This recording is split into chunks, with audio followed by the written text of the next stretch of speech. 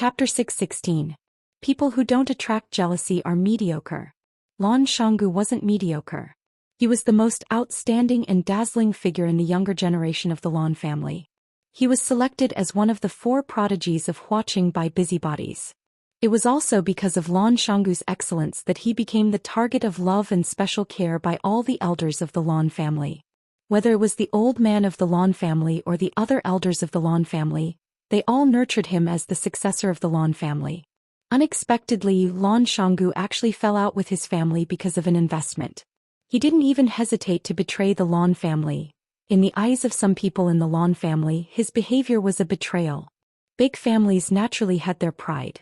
No one had ever dared to take the initiative to propose a separation from the family. Lan Shanggu tore apart the Lan family for his own benefit.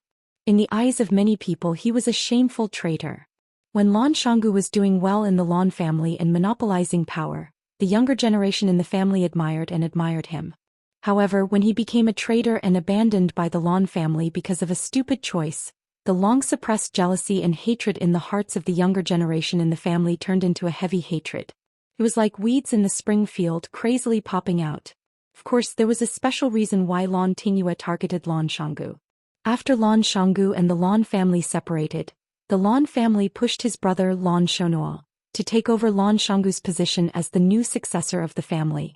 Lan Shanggu hadn't returned home for several years.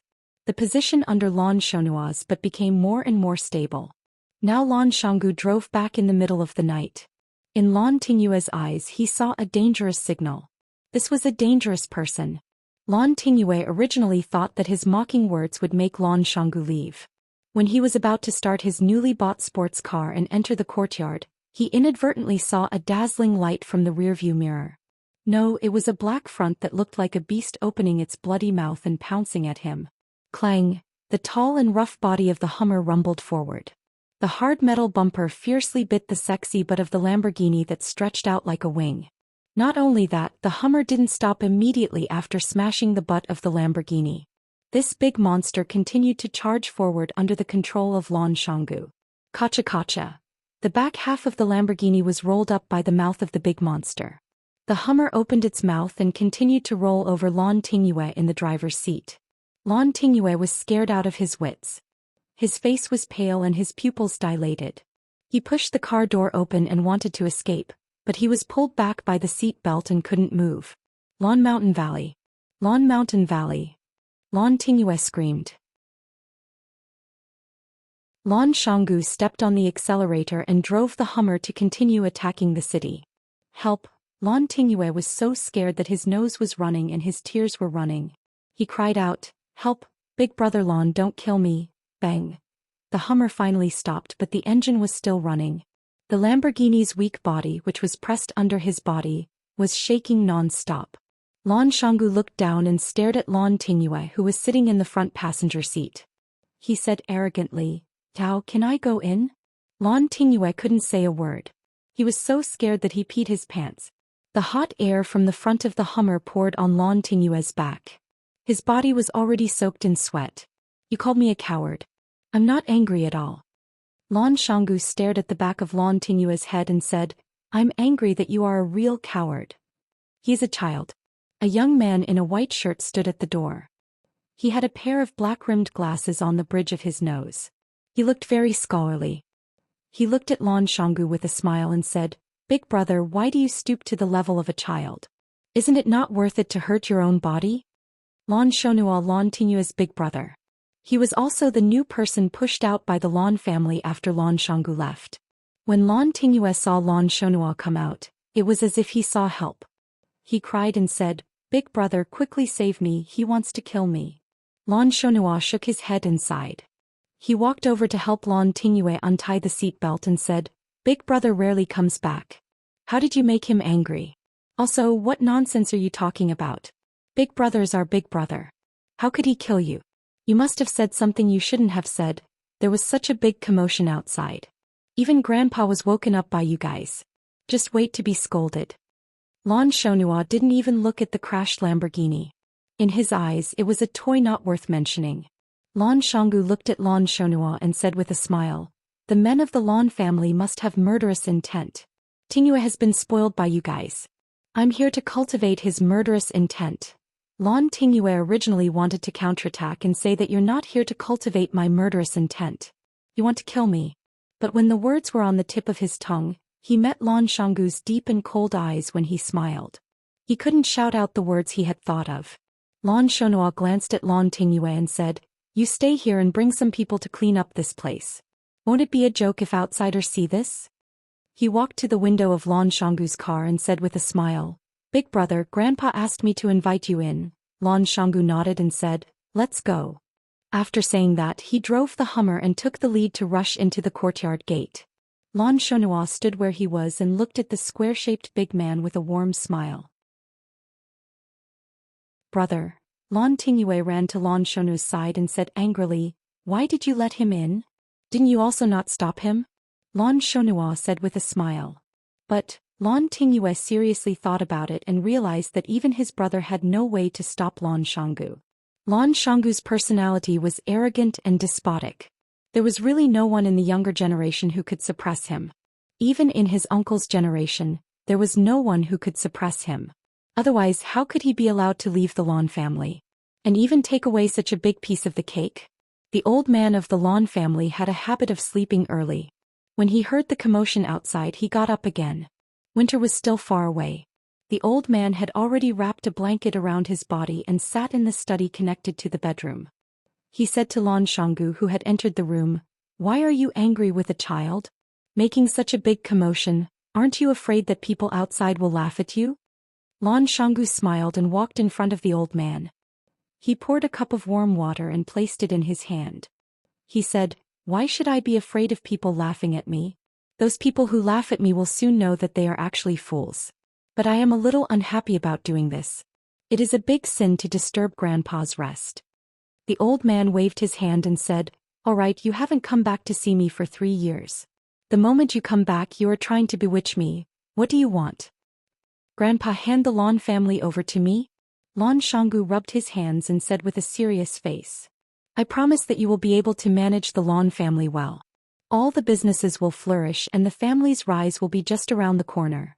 The old man swallowed a mouthful of hot water with great difficulty.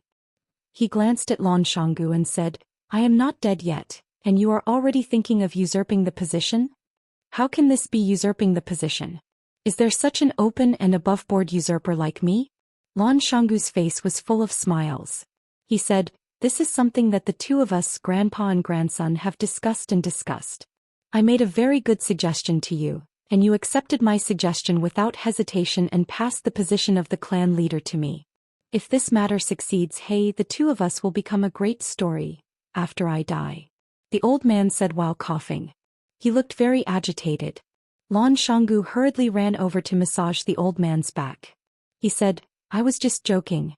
You don't have to take it seriously, but you can't not take it seriously either. This matter is worth considering.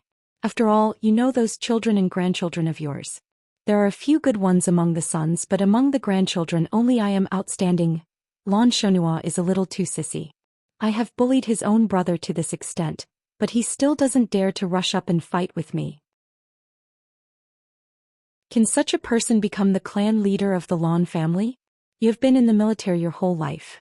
You can't let this kind of sissy ruin your foundation, right?" Old Master Lan started coughing again. He pointed at Lan Shanggu and scolded, "Is this how you evaluate your brother?" "I am just speaking the truth." Lan Shanggu was worried that he had angered Old Master Lan to death, so he really didn't dare to spout nonsense. "Grandpa, since you are not willing to hand the Lan family over to me, then you have to give me some compensation. Withdraw the Lan family's shares in the Longtu group, right?" Old Master Lan stopped coughing and stared at Lan Shanggu with a piercing gaze. He asked, "Did that fellow with the surname Fong ask you to look for me? I didn't expect this. I really didn't expect this. That little loach has really grown up and actually has the position of authority in this watching. You won the bet and came back to flaunt your strength?" "He didn't ask me to come." Lan Shanggu sat down in front of Old Master Lan again and said, "Jiang Junling has disappeared and Jiang Zhulu has been arrested and imprisoned. Who is the person in control of the Longtu group now? It's Jiang Shangxin, Jiang Zhuliu's wife. You must have known long ago, right?" Jiang Shangxin has become Fang Yan's woman since a long time ago. Old Master Lan's eyes widened and he said angrily, the two of them got together? Disgraced, truly disgraced. These people can do anything shameless. The elderly valued the relationship between a man and a woman the most. From his point of view, Fang Yan was worse than a beast for getting together with someone else's wife. Lan Shanggu stared at Old Master Lan with his eyes wide open and didn't know whether to laugh or cry. He said, Old Master, aren't you a little too open-minded? I only said that Jiang Shangxin has become Fang Yan's woman. I didn't say that she has become Fang Yan's woman.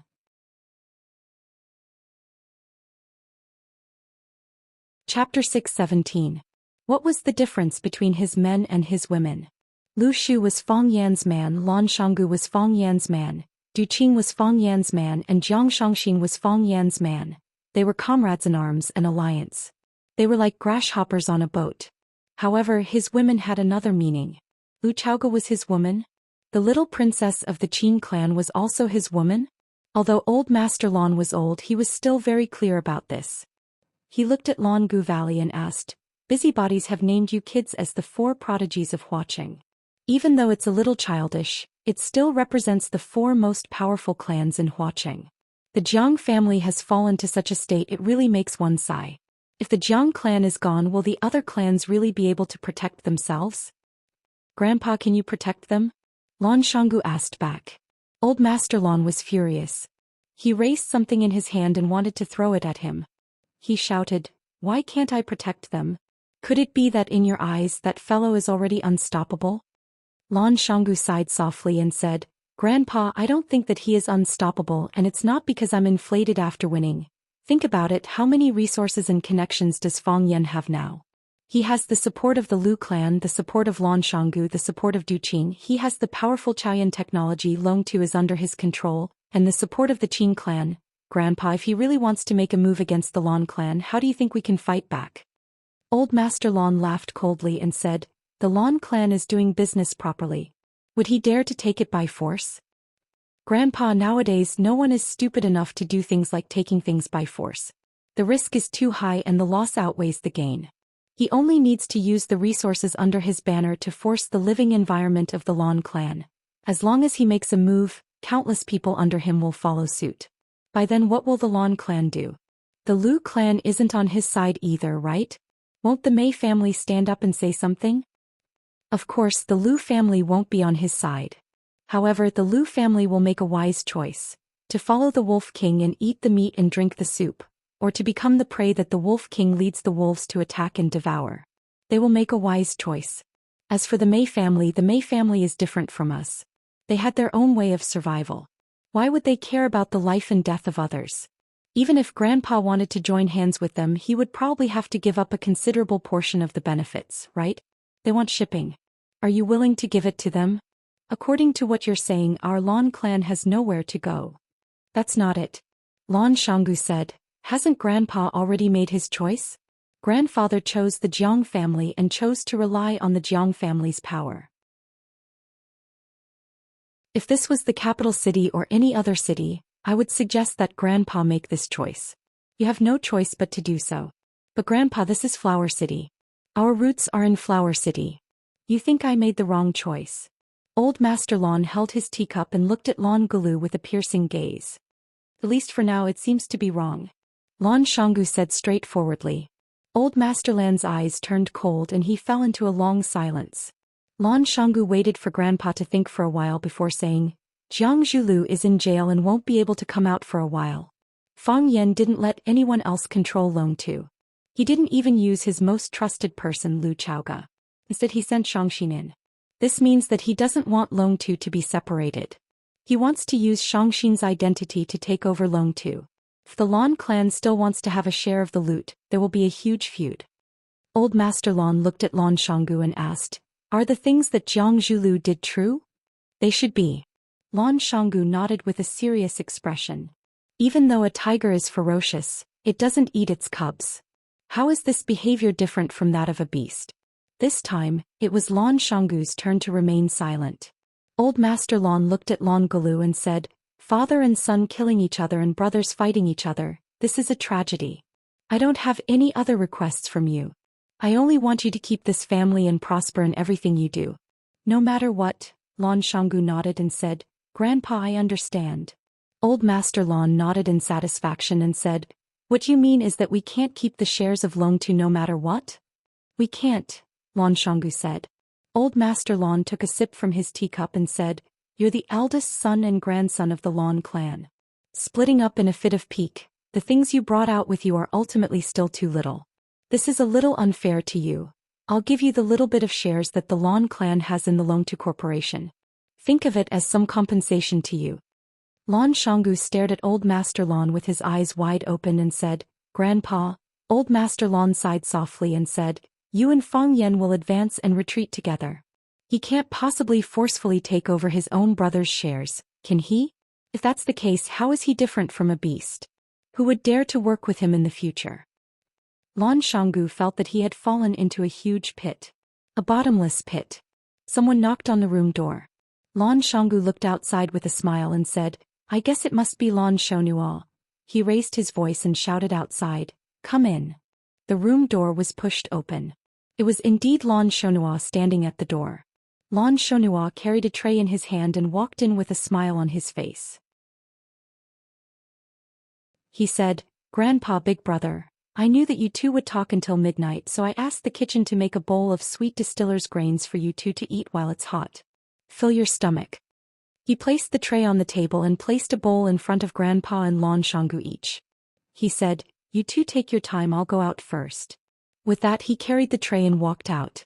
Lan Shanggu looked at Old Master Lan and said, A scholar who has been away for 3 days has changed my opinion of him. Old Master Lan had a smug look on his face. He said, Spring is when 100 flowers contend. Emochingdi and Ice Dragon were living together. Just like a loser who had met the Ms. Perfect in his life, Emochingdi's life in the land of extreme coldness had undergone a complete change. He lived in a large, unique and luxurious house with icicles hanging from the ceiling. He ate all kinds of rare and precious celestial fruits that he had never eaten before. Even the place where he slept at night was covered with red feathers. A red feather was a red bird on the glacier. Because Emochingdi had not seen anyone else in the land of extreme coldness, no one had told him the name of this bird. Emochingdi had been in this glacier for many years, but he had only seen this bird a few times. There was a large pile of bird feathers in Ice Dragon's cave. Emochingdi tidied it up. It was much more comfortable than the down quilt he used in Yanjing. It had to be said that his current life was much better than living in the igloo that he had carved out with a knife. Life was so blissful and comfortable, but Emochingdi could not help but worry about one problem. How could he get Ice Dragon's blood and tendon? If he could not get Ice Dragon's blood and tendon, would he have to stay in this land of extreme coldness for the rest of his life and become a pair of dragons of life and death with Ice Dragon? The Azure Dragon had met the Ice Dragon. His ice-cold heart couldn't help but ripple after ripple. It was dinner time now. Ice Dragon gave Azure Dragon a look, signaling him to wait for a while. Then he wagged his tail and ran into the deep cave. This was the only thing that Azure Dragon was not satisfied with Ice Dragon.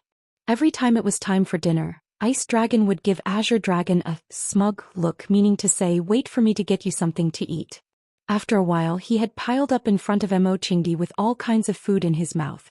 It was said that every dragon had a treasure trove, and inside the treasure trove were all kinds of rare and strange treasures. There was one time when Emochingdi wanted to go in with it to have a look, but the little transparent dog just stood there, not moving an inch. It only looked at him with a sad look in its eyes. I'm already so good to you, how can you ask for more? Emochingdi was embarrassed by the dog's stare. He turned around and ran to a corner to sit down. Only then did the transparent puppy scuttle into the depths of the cave with a whoosh, disappearing without a trace in an instant. Ice Dragon was very fast. He did not have to wait too long before he came back with a big pile of food in front of Emochingdi. There was snow snake meat, red silk fish, 9 petals snow lotus, baby ginseng and red lava fruit.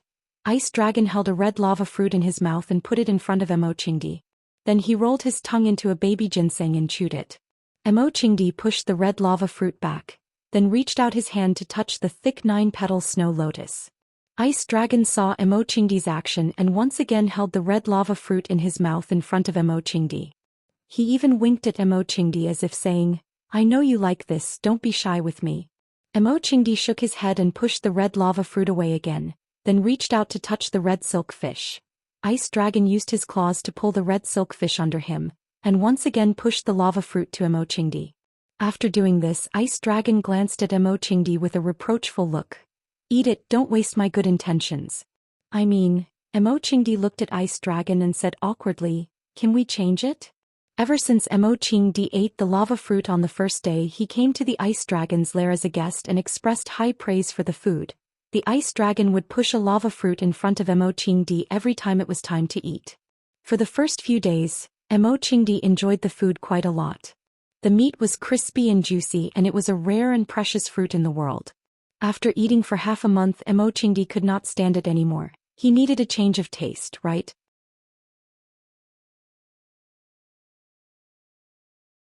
Chapter 6:18. The more he tried, the further he went wrong. Emochingdi wanted to eat something else. He wanted to eat a ginseng, a snow lotus, a red silkfish, or even a snow snake. After eating lava fruits for more than 10 days and 30 meals, Emochingdi even began to miss the disgusting and nauseous flame rats he used to eat. However, Ice Dragon could not understand Emochingdi's thoughts. The first time it met Emochingdi, the image of Emochingdi's eyes shining when he saw the lava fruit in its mouth was still engraved in its mind. Later on, whenever it placed the lava fruit in front of Emochingdi, he would eat it cleanly with a face full of joy and delight, not even spitting out the core of the fruit. Only the dragon race would be so extravagant as to think that it was necessary to spit out the core of the lava fruit after eating it.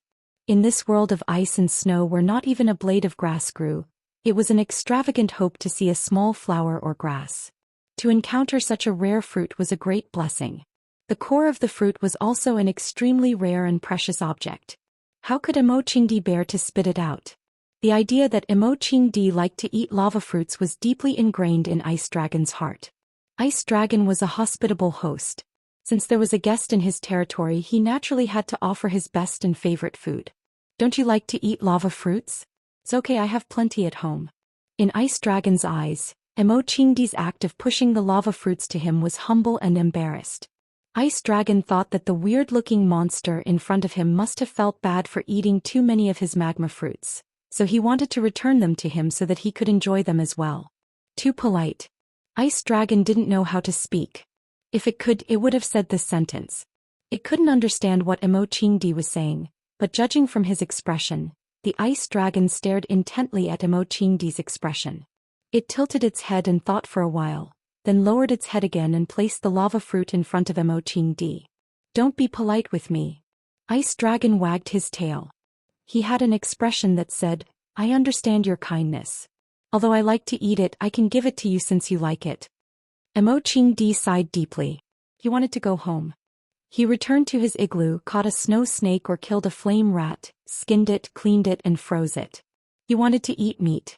Seeing Emochingdi's moved expression, Ice Dragon became even more pleased with himself.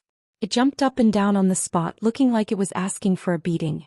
It used its claws to push the lava fruit in front of Emochingdi, signaling him to pick it up and eat it. Thank you. Emochingdi took the magma fruit and took a big bite. His mouth was full of juice, but he still felt that there was a bird in his mouth. If only there was a bird in his mouth. The Ice Dragon also began to eat. As usual, it ate the baby ginseng, the snow lotus with 9 petals, the red silkfish, and the snow snake. Feeling that it was still not full, it ran to its mouth and grabbed a few snow-like objects that Emochingdi had never seen before. It chewed on them with a loud crunching sound. Ice Dragon ate very quickly.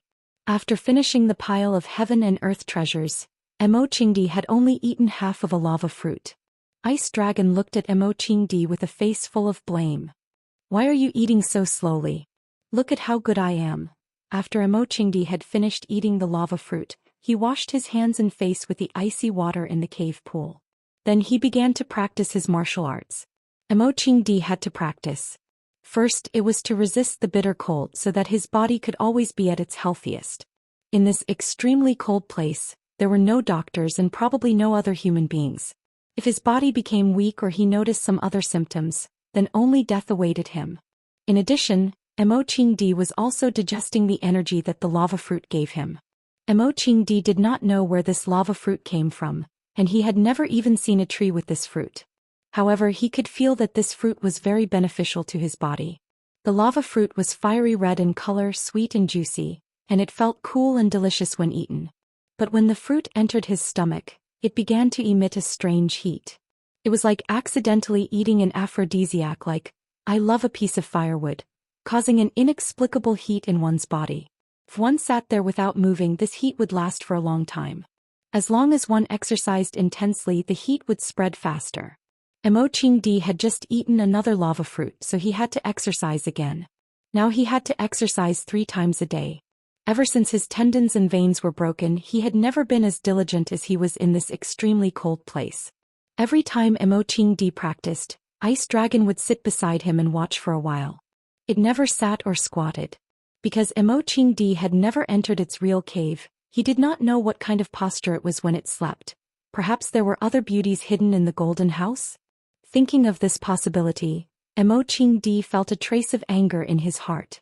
As usual, after watching for a few minutes, Ice Dragon felt that Mo Qingdi's kicks were very boring, so it flicked its tail and rushed into the depths of the cave like the wind. Mo Qingdi was very conflicted. He wanted to heal his meridians and body, and he wanted to go back to check on the current situation of the Fong family and see if Fong Yan could hold on by himself. If he wanted to go back as soon as possible, he could only kill Ice Dragon, drink its blood and extract its tendons. However, if he did that, how could he be worthy of its life-saving grace? How could he be worthy of its deep friendship for treating him with good food and drinks every day? It was hard to advance, hard to retreat. He was in a dilemma. Just as Mo Qingdi was lost in his thoughts, the sound of screams and howls suddenly came from the outside. As Mo Qingdi listened attentively, a gust of wind blew past him. The transparent puppy had already run out to watch the commotion. This dog. Ever since Fong Yan brought Jiang Shangxin to the Chaoyan Underground Research Institute, she had settled down there. Even though Jiang Zhulu had been taken away by the police and most of the threats to her safety had been removed, she still had no intention of leaving. That place gave her an inexplicable sense of security. Of course, it was indeed very safe there. This was the first time that Jiang Shangxin had come to this neighborhood, and she felt that it was necessary for her to pay a visit to this legendary woman, Wu Chaoga. Her story had become a compulsory subject for the students of various business schools, and her photos and interviews frequently appeared in domestic and international financial magazines. Goddess of Flame, Sexiest CEO, Most Intelligent Woman, #1 on the charity rankings for 3 consecutive years, the actual controller of Chaoyan Science and Technology, and the mysterious woman behind Fong Yan. She was dazzling and full of honors. Jiang Shangxin was a proud woman. However, even such a proud woman like her would be jealous of Lu Zhaoga. This woman had lost a lot, but she had gained even more. Before knowing her story, it was hard to imagine how a woman could live such a rich and colorful life. Jiang Shangxin suddenly had this thought, and she couldn't suppress it after it appeared in her mind. Let's go and see Lu Chaoga. Why do I want to see her? Jiang Shangxin thought to herself. Firstly, it was to thank her for being willing to provide her with a place to stay when she was in the most difficult and dangerous situation. Jiang Shangxin was very clear that if it wasn't for Lu Chaoga's permission, Fong Yan wouldn't have been able to bring her to such an important place like Chaoyan Underground Research Institute. Although Fong Yan had a lot of say in Chaoyan Science and Technology, Lu Chaoga was the real owner of Chaoyan. Chaoyan. The word Chao came before the word Yan. Secondly, it was because of admiration. Jiang Shangxin had known her for many years, and the two of them had quite a bit of history. Before she appeared, Lu Chaoga was Jiang Zhuliu's admirer, and she knew that the Jiang family had always wanted Lu Chaoga to become Jiang Zhuliu's daughter-in-law. After that, Lu Chaoga and Qiang Longtan had a falling out, and she forcefully tore off a large piece of Longtu Group and left. Naturally, she established her own company and created Chaoyan Science and Technology. The first time they met was by chance at the shopping mall 3 years ago. When she and Jiang Zhulu went shopping, Lu Chaoga and Fong Yan also appeared at the shopping mall. At that time, she only had some appreciation and admiration for Lu Chaoga. She felt that this woman was courageous and knowledgeable, and it wasn't easy for her to get to where she was today to be able to fight with an opponent like Qiang Longtan. There was also a little jealousy in her heart. At that time, she really liked Jiang Zhulu, and she didn't want the man she liked to be thinking about other women. A current girlfriend and an ex-girlfriend were natural enemies. Of course, it was just a little. Who would have thought that in just a few years, Lu Xiaoge would be able to achieve such brilliant and dazzling achievements under the watchful eyes of countless enemies, open spears and covert attacks? How much was Chao Yen's science and technology worth now? One media outlet had a very good evaluation. Don't talk about money with Lu Xiaoge. Everyone's focus now was on whether Chao Yen's science and technology could become a great company. Or rather, whether it could become the greatest company in the world. Xianxia pressed the doorbell and the door to the courtyard opened very quickly. The moment Xianxia entered the door, she saw Lu Xiaoge, who took the initiative to walk out to welcome her. She was dressed in a white tracksuit and a pair of white sports shoes, and her long hair was tied into a ponytail. She was like a newlywed who had just gotten married and walked out to welcome her guests with a face full of smiles. Xianxia had never seen Lu Xiaoge dressed like this, but deep down she had to admit that this Lu Xiaoge was really beautiful. She was even more beautiful than when she was on the cover of a magazine.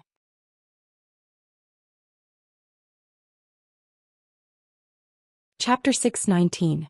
In the media, Lu Xiaoge was aloof and elegant, just like a goddess in the clouds. While people worshipped her, it also created a sense of unreachable distance. In Xianxia's eyes, Lu Xiaoge was smart, sharp and cold. She was good at forbearance. Some people described Jiang Zhuliu's father as a scalper and a dog.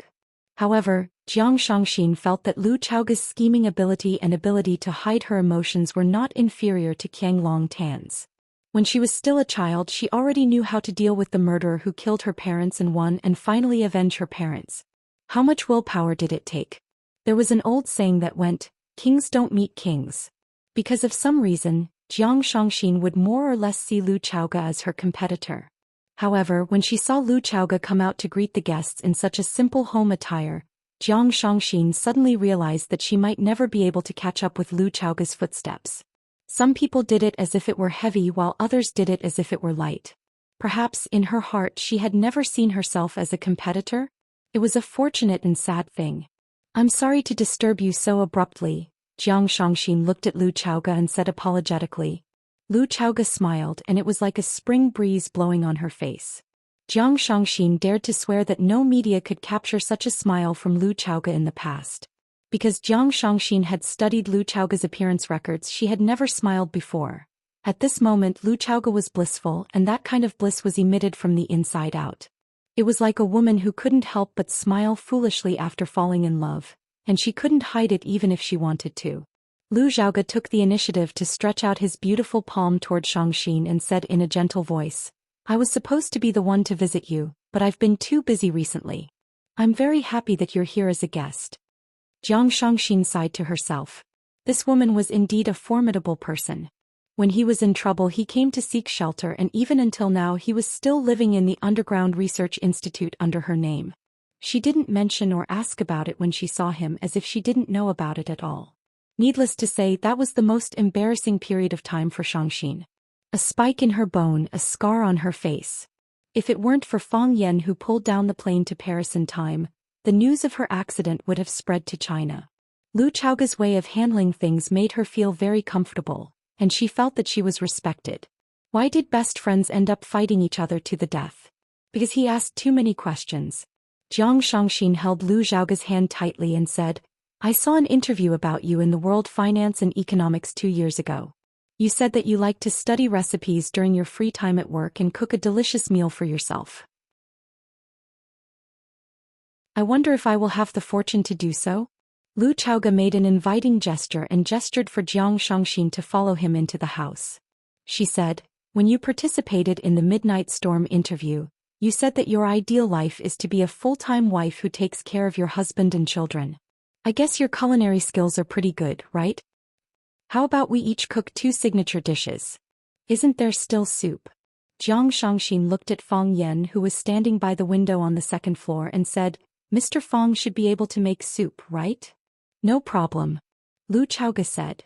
"The fish soup that Mr. Fang makes is superb, you should try it. It's definitely not to be missed." Xianxia's face was full of smiles and she said, "In that case I can have a good meal today."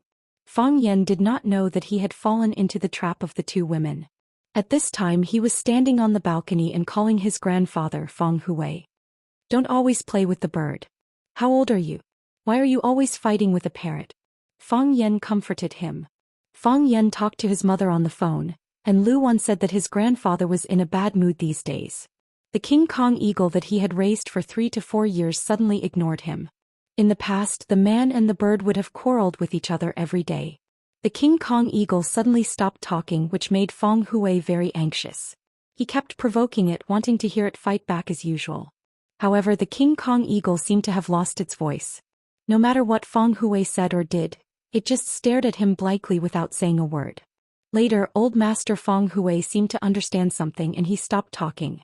The man and the bird stared at each other for a long time. This made Lu Wan very anxious, so she called Feng Yan to persuade Feng Hui. So what if I'm old?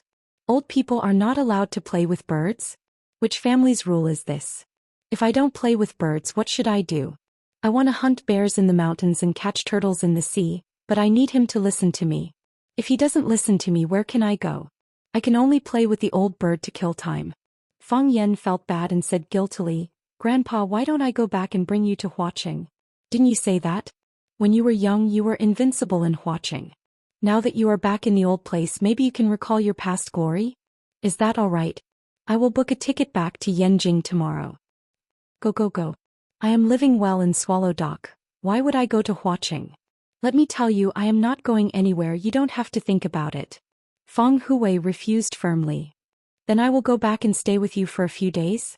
Feng Yan said with a smile. I also want to eat my mom's pork stewed with vermicelli. Feng Hui sighed and said, Feng Yan, don't bother. I know what you are thinking and I understand your filial piety.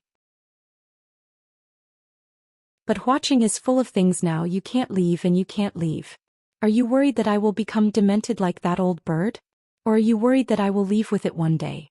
Grandpa, Feng Yan said in a sorrowful voice. His father passed away, Mo Qingdi went missing and the 2 closest men to his grandpa left.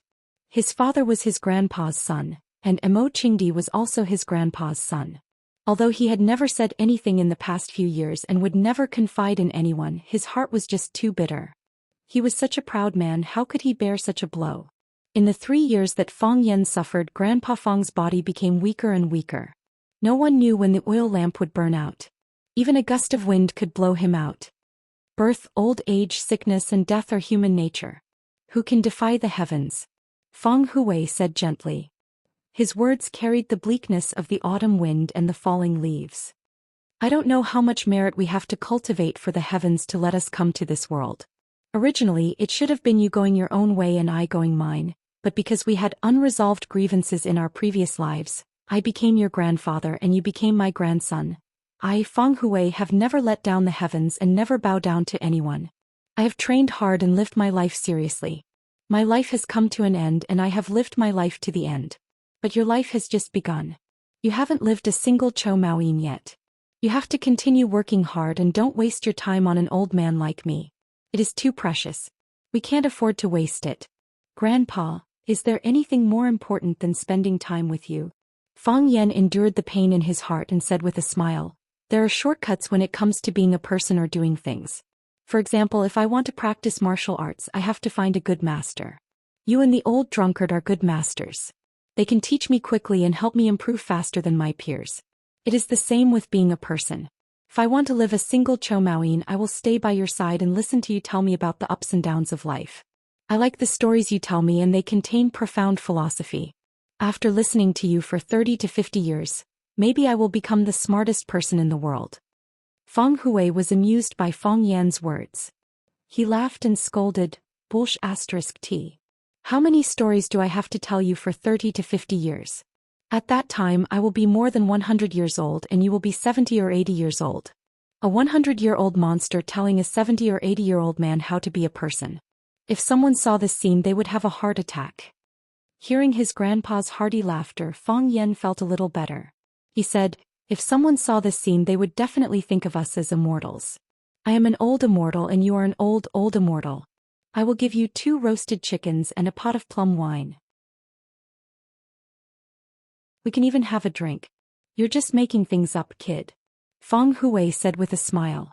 After a pause, old Master Fong said in a deep voice, I went to see Master 2 days ago. I will go to Master and ask for justice for you. What did Master say? Fong Yan's heart sank as he asked aloud. Bai Xiu was Master's student. Bai Xiu and Jiang Junling had planned that fatal trap, but in the end Fong Yan had counterattacked and stabbed Bai Xiu to death. Did Master know what Bai Xiu had done? What would Master think about Bai Xiu's death? Fong Yan had to consider these questions and he had to think of the worst. Master said. Old Master Fong Hui's voice was low and powerful. He said, he should give you an explanation for this matter. He asked you to come back when you have time. You should come back too. That child Wen Wan seems to be advancing again. If you don't work harder you will fall behind her again. You will be bullied by women for the rest of your life.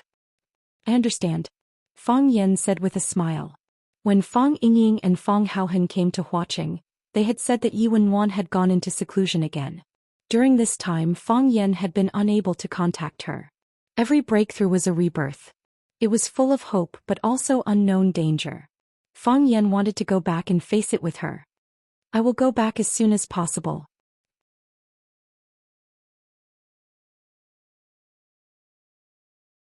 Chapter 620. Every moment in the business world will not repeat itself. The next Bill Gates will not develop an operating system, and the next Larry Page or Sergey Brin will not research on search engines. The next Mark Zuckerberg will not create a social network. You have a better starting point, you have better resources, and you are much richer and stronger than they were when they started. Why must you make a cell phone? When Jiang Shangxin heard Lu Chaoge say that Chaoyan Technology wanted to make its own cell phone brand, she looked at her in disbelief and said, the competition in the cell phone market is intense now, and more than 90% of the market is occupied by cell phone giants like Apple, Samsung, and Xiaomi.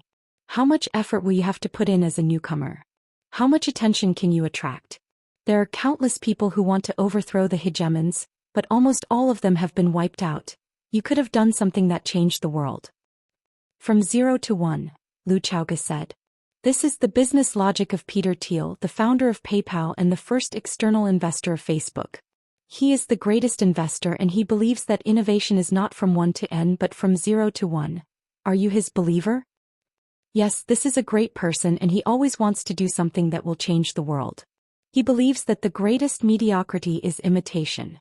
Jiang Shangxin did not hide her admiration and respect for that venture capital emperor. She said, so he did it. He became a god in the hearts of countless entrepreneurs. You should be such a person and not repeat the same things as those mediocre people. You have the Chaoyan Empire and you have a technological killer like the Rubik's Cube. How much technology can a cell phone have? No matter how great those cell phone manufacturers are, they are only at the level of technology that those small factories in Shin City can achieve. Even the standby time is longer than those branded phones. I think it is a waste of resources for you to make a cell phone. Lu Xiaoge held on to the fragrant tea in his hands and looked at Jiang Shangxin with a smile on his face. He said, Grim Gale once said that from the perspective of practical economics, an enterprise must first survive before it can think about innovation. But your business is already doing very well and you don't lack money at all. No, it is not strong enough. Lu Chaoge's voice was gentle, but there was a burning ambition in her eyes. I said that I want to make a strong business empire and I want it to be the strongest backing. Everyone in the world needs a cell phone and I will not let go of this market. I know that Apple and Samsung are very strong and I know that they have occupied more than 90% of the market. But no matter what, I am willing to fight for it. Jiang Shangxin stared at Lu Xiaoge with a burning gaze and asked, everything that you have done is for Fong Yan, right? Lu Xiaoge took a sip of tea and said with a smile, Lu Xiaoge said, Fong God. For others, for myself, this is what I want to do, what I am willing to do. We have to chase after something in life. Making Chao Yan the most powerful business empire is my life's pursuit. Jiang Shangxin nodded her head seriously and said, yes, it feels so good to work hard for your dreams. Have you made up your mind? What? Lu Xiaoge looked at Jiang Shangxin in confusion. If you have made up your mind, bring me along, Jiang Shangxin said. I don't want to miss the birth of a great cell phone, no matter if I invest in Longtu Group or in my own name. Lu Xiaoge extended his hand to Jiang Shangxin and said, welcome. Jiang Shangxin shook Lu Xiaoge's hand and said, so, have you thought of a name for the cell phone that is going to turn the world upside down? Lu Chaoga shook her head and said, I haven't decided yet. I have a suggestion, Jiang Shangxin said. Fang Yan happened to come downstairs and saw Lu Chaoga and Jiang Shangxin shaking hands and chatting happily. He smiled and said, Did I see something that I shouldn't have? Jiang Shangxin then let go of Lu Chaoga's hand and asked Fang Yan, What kind of content do you want to see? Tell us, we might be able to satisfy you. Lu Chaoga blushed. She didn't want to explain anything and just lowered her head to drink her tea. The moment Fang Yan imagined the scene of Shangxin and Lu Xiaoga tearing each other apart and rolling around, he felt as if his nose was going to bleed profusely. He switched the channel hurriedly and sat down opposite Shangxin. Why are you here? Jiang Shangxin was very dissatisfied with Fang Yan's question. She looked at Lu Chaoga and said, Sister Lu, Fang Yan doesn't welcome me.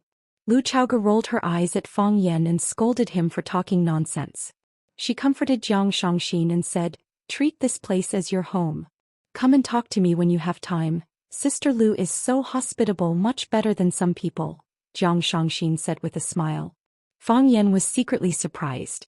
Based on his understanding of these two women, this was the first time that they were sitting so close to each other and chatting. In such a short time, they were already addressing each other as sisters? They didn't like each other in the past. You couldn't wait to fall out with me and I couldn't wait to scratch one of your eyes, okay? Women's feelings were really inexplicable and frivolous. Lu Chaoga placed the teacup on the coffee table and said to Fang Yan, Shangxin and I have already discussed it. We will each make 2 of our specialties and we need someone to make a soup. Fang Yan nodded and said, I will call Fang Yingying in. His tomato and egg soup is very good. Sister Lu said that the fish soup you make is the best. Jiang Shangxin squinted her eyes at Fang Yan and said, Mr. Fang, we are so busy doing this and that because of you. It shouldn't be a problem for you to make a bowl of soup to reward us, right? Both of you have already discussed it. Do I still have a chance to reject? Fang Yan said with a bitter smile. Jiang Shangxin made 2 dishes, crispy pork ribs and fried bean skin with oil. Lu Chaoga made her specialties, steamed fish with black bean sauce and tofu with spring onions. Fang Yan made a fish soup. During the meal, Fang Yingying would come in from time to take a look. He would praise Lu Chaoga for being more beautiful than 2 hours ago and Jiang Shangxin for having such an outstanding temperament. He would even go against his conscience and say that Fang Yan was gentle, generous and a good uncle master. Of course Fang Yan still chased him out. There were a total of 4 dishes and 1 soup. He would only be 80% full even if he ate all of them. If he came in, Qin Ying might also shamelessly follow him in. If the 2 of them were to clean up the place, what would the others eat? After the meal, Lu Chaoga cleared the dishes and Fang Yan accompanied Jiang Shangxin for a walk in the backyard. Jiang Zhuliu's secretary is now my subordinate. With her help, I can quickly understand the internal situation of the Long Tu group. I have talked to all the senior management in the group and roped in a group of people. I have also warned and dealt with a group of people. I have already taken a preliminary control of the situation. Now the work of the Long Tu group is being carried out in an orderly manner. Jiang Shangxin reported some of the affairs of the group to Fang Yan. However, I am worried about the counterattack of the others. You also know that the Jiang family and the Lan family have just made a large-scale investment in the Long Tu group. They still hold a large share of the shares. Although the ratio of the shares held by both of us is the dominant one, if they want to do something, it will still be very disadvantageous to the Long Tu group. Fang Yan looked at Jiang Shangxin's thin-side profile. He had pushed this woman to a prominent and dangerous position. She had managed to control such a complicated situation in a short period of time. He had to admit that she was extremely strong in terms of temperament and ability. Given time, she would probably become another all-powerful business leader. You don't have to worry about the Lan family, Fang Yan said. Jiang Shangxin's eyes were filled with joy. She said, Have you settled the discussion with the Lan family? Fang Yan shook his head and said, I have not discussed it with the Lan family. Jiang Shangxin was a little disappointed. However, she did not hide her emotions in front of Fang Yan. She said, Since the discussion has not been settled, why do you say that I don't have to worry? Because I have discussed it with the old master of the Lan family, Fang Yan said with a smile. When? Jiang Shangxin smiled again. 3 years ago when you confronted Jiang Junling, the Lan family chose you. However, the Lan family chose Jiang Junling. Left with no choice, The Lan family could only leave the Lan family and become the laughingstock of the entire Huaqing and the circle of young masters. Many people said that he was stupid. For a guy who had just emerged, he did not hesitate to give up his biggest backing. Without the support of the Lan family, would the Lan family still be the Lan family? What right did he have to become one of the 4 talents of Huaqing? It had only been slightly more than 3 years. Everyone already knew about the accuracy of the Lan family's foresight. Those who had mocked the Lan family are probably thinking of ways to get close to him now, right? The fact that the old master of the Lan family could choose to stand on our side is a huge boost to our abilities. The Jiang family can't hold the fort alone. The Longtu group is no longer at risk. I have not met the old master of the Lan family before. Fang Yan said, however, since we can address him as the old master, it proves that he is a wise old man. If I were him, the best way to get out of this situation now would be to transfer all the shares of the Longtu group that the Lan family holds to the Lan family. In this way, not only will they not lose their face, but they will also be able to preserve their reputation. Most importantly, he has given me a difficult problem that I have to solve. Jiang Shangxin's eyes flickered. She said, he is a schemer. In this case, are you going to accept the shares of the Lan family?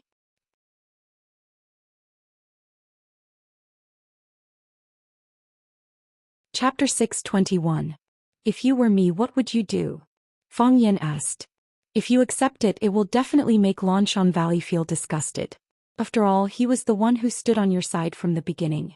If you don't accept it, these shares will fall into the hands of Lanshan Valley, which is no different from still being in the hands of the Lan family. If the Lan family makes use of this to create trouble, it won't be a good thing for Longtu, you and me. It's a dilemma. Jiang Shangxin analyzed and said. Fang Yan squinted his eyes and smiled. He said, actually, it's not that difficult. You already have an answer in your heart? I believe in him, Fang Yan said. Lanshan Valley is Lanshan Valley. Even if he returns to the Lan family in the future, he will still be Lanshan Valley and my friend. Jiang Shangxin's eyes lit up and she said, you're not worried at all. I prefer to turn my worry into confidence in them. Fang Yan smiled and said, this world is full of darkness, but we still have to choose some people to believe in. What about me? Jiang Shangxin asked. Am I someone you trust? Of course, Fang Yan said. Otherwise, why would I still let you stay in Chaoyan's underground research institute until now? You should know what that place means to me and Chaoyan. It's far more important than me pushing you to the front desk of Longtu Group. I understand. Jiang Shangxin nodded solemnly. Fang Yan, although you never mention it and Lu Chaoga is also unwilling to mention it, no one knows better than me that my life was saved by you. You can't imagine how depressed and desperate I was when I went through all that when Jiang Zhulu bit my finger. Thank you. Fang Yan waved his hand in embarrassment and said, actually, I wanted to make use of you when I saved you, of course. In a world like this where everyone is so busy, who would suddenly treat someone so well if they had no desires? Jiang Shangxin said with a smile. Moreover, you won by being honest. I'm really not a good person, Fang Yan said. But I'm not a bad person. You are my benefactor, Jiang Shangxin said. That's enough. Women's understanding of good and bad is very vague. What they care more about is, to her, what kind of person you are. Fang Yan nodded and said, is there any news about your mother? I'm still waiting, Jiang Shangxin said. Without the protection and help of the general family, I'm just a weak and pitiful woman. What can I do? I've talked to Du Qinggo. He's already sent people out to search. If there's any news, he'll contact me immediately. Don't worry, it'll be fine. Jiang Shangxin looked at Fang Yan with a face full of gratitude and said, Fang Yan, thank you. She's my only family. Don't worry, we'll save her, Fang Yan said with a serious expression. Jiang Shangxin looked at Fang Yan's clear and sincere eyes at this moment and said, I've always wanted to repay you, but I don't know how to do it. Maybe you don't need anything now. But when you need something, you must think of me first. Fang Yan smiled, turned around and shouted, Fang Yingying, come out. Fang Yingying walked out from behind the dense bushes and said awkwardly, Junior Marshal Uncle, I didn't mean to eavesdrop on your conversation. You heard it by accident, right? Yes, that's right. Fang Yingying nodded his head vigorously. Fang Yan couldn't be bothered to argue with this rascal and said, send Miss Jiang to Chaoyan Research Institute. No problem. Fang Yingying nodded his head and agreed. This was the brightest moment, but it was also the most dangerous moment. Fang Yan heard that Jiang Zhuliu's mother had gone to look for Jiang Shangxin and even said some threatening words. He didn't want anything to happen to Jiang Shangxin, as it would ruin his overall plan. No one was more suitable than Jiang Shangxin to help him control the Longtu group. Even Lu Chaoge wasn't as legitimate as her. Fang Yan, the fish soup you make is very delicious, Jiang Shangxin said. I'll come and try your cooking when I have time. Just once or twice a year. Fang Yan said, I don't usually cook. Sister Lu said that you cook often. Seeing that Fang Yingying had driven Jiang Shangxin away, Fang Yan returned to the living room and saw that Lu Chaoge was washing the dishes in the kitchen. Fang Yan rolled up his sleeves and said, Let me do it. A woman's hands are delicate, it won't look good if they get hurt by the detergent. Lu Chaoge rejected him and said, I'm wearing gloves, it's fine. You agreed to make a cell phone with her? Fang Yan looked at Lu Chaoge and asked. Since she wants to join us. Lu Chaoge turned to look at Fang Yan and said, Why should we reject her? She is a capable woman, she can help you. Most importantly, I can tell that she really wants to help you. Otherwise, she wouldn't have offered to make a cell phone with me. You trust her? I trust you more. Lu Chaoge said, I believe that she won't betray you after you did so much for her. Which woman can bear such kindness? Fang Yan sighed softly and said, Li Yun's whereabouts are unknown, she is ultimately a threat to us. If they're using her as a card, then let's just wait for them to show their hand, Lu Chaoge said. Compared to a dead person, it's more meaningful to keep her alive. That's right, Fang Yan agreed. There are too many temptations in this world, let's see who can last until the end. Mo Qingdi found that he was surrounded. He was surrounded together with the transparent puppy.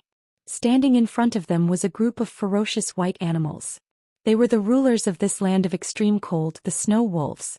Snow wolves are pack animals, they eat and sleep together, they come and go like the wind. Not to mention, no matter if their prey was one or a group, they would always fight together. A bit like humans' shameless style of fighting against a group of them or a group of them. Because of their numbers as well as their ferocious nature, no one on this land of glaciers, no, not even animals, are willing to fight against them. Mo Qingdi met them once in the White Sea, when they were tearing apart an ice bear. Their strong bodies, running speed and ferociousness in battle left a deep impression on Mo Qingdi. Mo Qingdi used the hermit breath technique to seal his breath and buried his entire body in the deep snow to avoid a direct confrontation with them. Mo Qingdi didn't like eating wolf meat and he didn't like being eaten by wolves even more. However, he didn't expect that after hiding in this cave he would still be found by this group of glacier gangsters. Their target is, the transparent puppy? I can't let them eat the ice dragon, Mo Qingdi thought. Even he couldn't bear to eat it, how could he let a group of wolves eat it? With that thought in mind, Mo Qingdi took 2 steps forward. He used his huge body to block in front of the transparent puppy, and looked straight into the wolf lord's crimson eyes. Mo Qingdi's fists were clenched tightly as he pondered over the method and direction of his attack. In the middle of the pack of wolves stood an extremely tall and big snow wolf. Its white fur was longer and its eyes were redder, as if its pupils were filled with blood. Mo Qingdi thought, I'll start with it in a moment. He understood the habits of these animals, they bullied the weak and feared the strong. If he killed the wolf lord first, they would probably scatter in disarray. Mo Qingdi missed his spear a little. If only he could drag it along when he ran for his life during the earthquake. With a spear in hand, the world is mine. Now that he didn't have a spear, his prestige as a man was also weakened. Just as Mo Qingdi was thinking about this, the wolf lord's eyes were also fixed on Mo Qingdi. After glancing at Mo Qingdi, it actually moved its eyes away. Mo Qingdi was no match for it. The transparent puppy was very dissatisfied with Mo Qingdi's reaction. Its little feet stepped on the solid ice and it trotted in front of Mo Qingdi. Mo Qingdi was afraid that the transparent puppy would have some mishap. If it was eaten by these wolves, then he wouldn't have to hesitate about whether or not to eat the transparent puppy. At that time he wouldn't even have the chance to hesitate. Mo Qingdi had to protect the transparent puppy from harm. So, Mo Qingdi once again stood in front of the transparent puppy. This time the transparent puppy was angry. It bared its teeth and used its head to gently nudge Mo Qingdi's buttocks. After that it once again rushed in front of Mo Qingdi. Because this man and dog were constantly trying to stand up for each other, they were getting closer and closer to the position of the wolf pack. Just as Emo Qingdi was wondering if standing in front of the transparent puppy again would arouse its strong resentment and prevent it from giving him food again, the transparent puppy moved. It actually took the initiative to attack the wolf lord in the middle of the pack. Its body leaped up, and as if there was wind under its feet, it floated in front of the wolf lord. The wolf lord's eyes became even redder. Its body crouched down, and then like a cannonball, it rushed toward the transparent puppy. The wolf lord's body was strong, and its size was much larger than the transparent puppy. In Emo Qingdi's eyes, the transparent puppy had no chance of winning. It opened its bloody mouth towards the transparent puppy's neck, and its sharp teeth emitted a frightening cold light. "Be careful," Emo Qingdi shouted. He didn't know what to call its name, but at this moment, the life and death of the transparent puppy made him extremely worried. It was just like how it was Fang Yan, the closest family member to him. In this glacial land, it was indeed his only family. The transparent puppy's neck was bitten by the snow wolf. No, that was just his imagination. Just as the snow wolf's slender teeth were about to pierce through the transparent puppy's neck, the transparent puppy's body unexpectedly drifted again, and in a flash, it jumped on top of the snow wolf's head. A dog stepping on the head of a wolf, such a scene, was really quite creepy. It was the great wolf lord, and it was actually being stepped on by a dog. The wolf lord was really angry. Awoo! It looked up to the sky and howled as if it was going to tear its skin and drink its blood. Woo!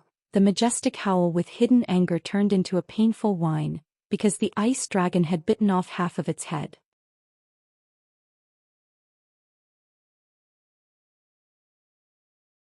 Chapter 622. The whole body of the puppy was translucent, and its snow-white skin looked like it would crack at the slightest touch. Its eyes were so innocent and its body was so thin and weak. It looked a little proud and a little proud. It looked so pitiful that people couldn't help but want to protect it. It was obviously the little submissive dragon of the ice dragon world. If it was a dog, then it would be a little submissive dog. The roar at the front turned into a sad whine at the back. The huge body of the Wolf King, which was majestic and arrogant a moment ago, fell to the ground. The change in style was too fast for people to accept. Half of the Wolf King's head was in the sharp mouth of the little transparent dog. When the Wolf King fell to the ground, the dog had already floated in front of Emo Qingdi like a gust of wind. The little transparent dog spat out the Wolf King's head in disgust, and used its tongue to roll up a ball of ice and snow on the ground and put it in its mouth. After it spun a few rounds, it actually spat it out with a pew sound. It actually knew how to rinse its mouth. Emo Qingdi blushed. He couldn't brush his teeth after coming to this land of glaciers. Every day he just grabbed a handful of ice and chewed it in his mouth. He felt that he was not as clean as the little transparent dog. Ice Dragon turned his head to look at Emo Qingdi with a smug look on his face. It spat at Emo Qingdi as if to say, "Look how powerful I am." Emo Qingdi's mouth twitched but no words came out. Defeating the Snow Wolf King in one round, it certainly had the right to show off. The tragic death of the Wolf King immediately made the wolves restless. They retreated in unison, staring fiercely and vigilantly at the little transparent dog in front of them. Awoo! Soon another huge snow wolf walked to the center of the pack, letting out a long howl. Hearing its howl, the pack of snow wolves also howled. They had chosen a new Wolf King. The new Wolf King pounced and chewed off half of the head of the previous Wolf King that the little transparent dog had spat out. With a mouth full of blood, it howled again. Its hind legs were bent, and its body was bent back as if it could pounce on the prey in front of it at any time. At the same time, the other wolves also bent their hind legs to attack. They were ready to unleash their shameless nature and carry out the wolf pack tactics that they had always won. The transparent dog bit the Wolf King to death in a single round, displaying its extraordinary combat ability. However, there were close to 100 snow wolves in the surroundings, and the little transparent dog seemed to be alone. Emo Qingdi clenched his fists and prepared to fight alongside the transparent puppy. The transparent puppy was not afraid at all. Not only did it not retreat, but it also took the initiative to take 2 steps towards the wolves. It opened its mouth and sneezed violently. Hoochie! A gust of wind blew past, but there was no so-called dragon breath. Emo Qingdi was a little disappointed. Was this really an ice dragon? The transparent puppy was obviously a little embarrassed as well. It turned around and glanced at Imoching-di again. It opened its mouth and suddenly, a thunderous sound came from its throat. Awoo! The wind howled and snow flew everywhere. His voice was like a great bell resounding through the entire glacier land. Hearing this extremely shocking voice, the Wolf King's eyes were filled with fear, and he couldn't help but take a step back. As the Wolf King retreated, the pack of wolves followed suit. Whoosh! The transparent puppy was impatient, and it took the initiative to pounce on the Wolf King. Its body stretched out like a dragon, and its movements were as fast as lightning. The transparent puppy seemed to have the ability to ride the wind, and its body kept floating in the air. However, every time it fell it would tear a snow wolf into pieces. The transparent puppy. No, the ice dragon had activated its killing mode. The fresh blood made the snow wolf's eyes even redder, and the transparent puppy's fierceness enraged the wolves. They surrounded the little transparent dog, pouncing forward and launching death charges again and again. Imoching-di stood there very leisurely and very dispirited. There was no one else in his eyes, only the ice dragon. The wolves regarded the transparent puppy as their only opponent. As for Imoching-di, he was only a companion after the victory. Buying 2 pounds of lean meat, they would also give you a piece of pig's offal. In the eyes of the wolves, after killing the transparent puppy, would they still be afraid that Imoching-di would run away? I am the Azure Dragon, the overlord of mankind.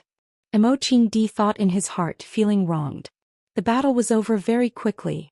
When the transparent puppy killed the new Wolf King, and tore apart the thick fur and hard flesh of dozens of snow wolves, the pack of snow wolves finally collapsed. The first snow wolf ran away and then more and more wolves left the battle.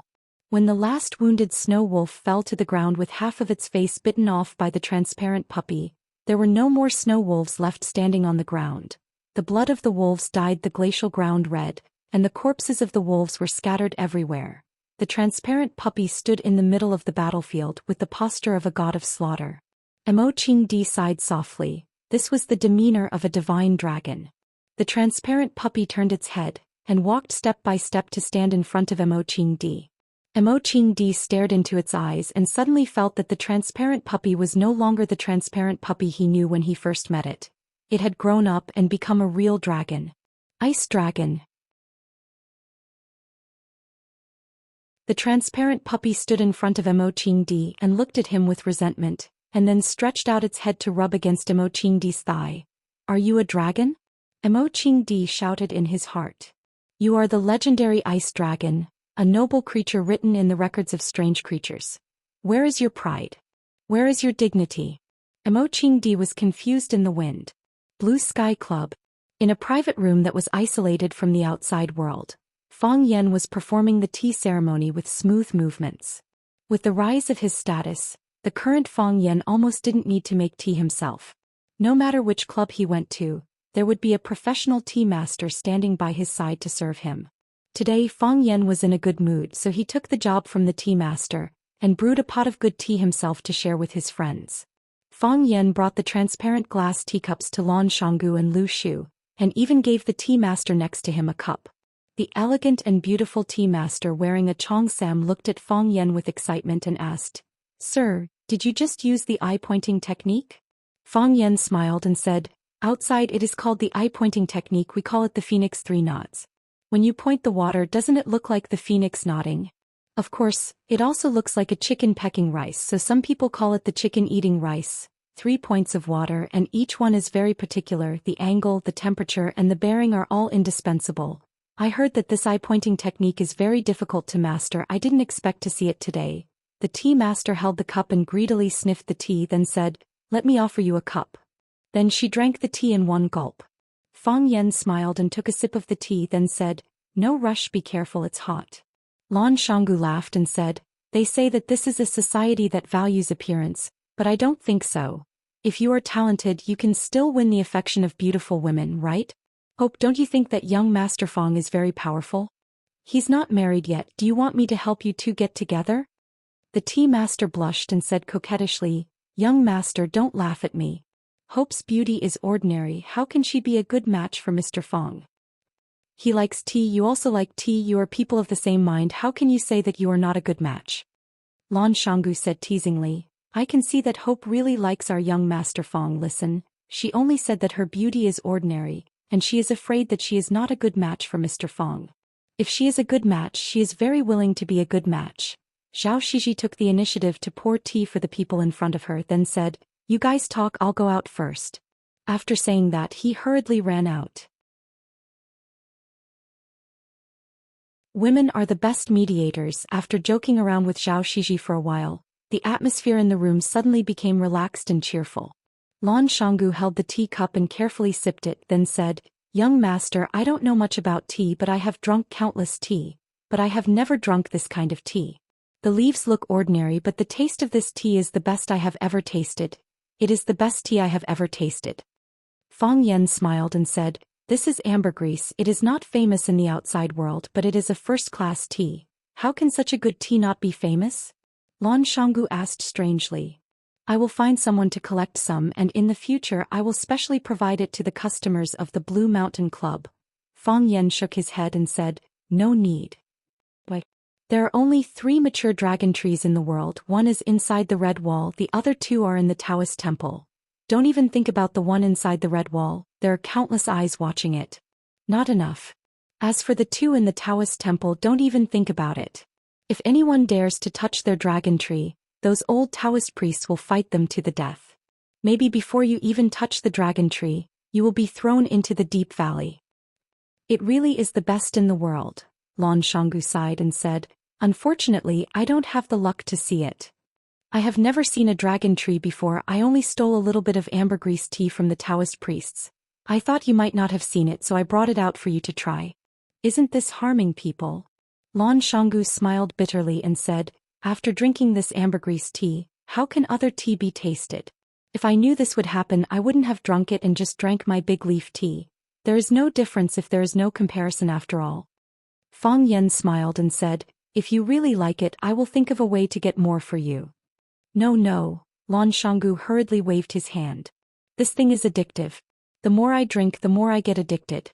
If I get addicted and young Master Fong suddenly stops giving it to me, then wouldn't my life be worse than death? That's why I don't want something that I can't handle. Young Master Fong, don't you think this makes sense?"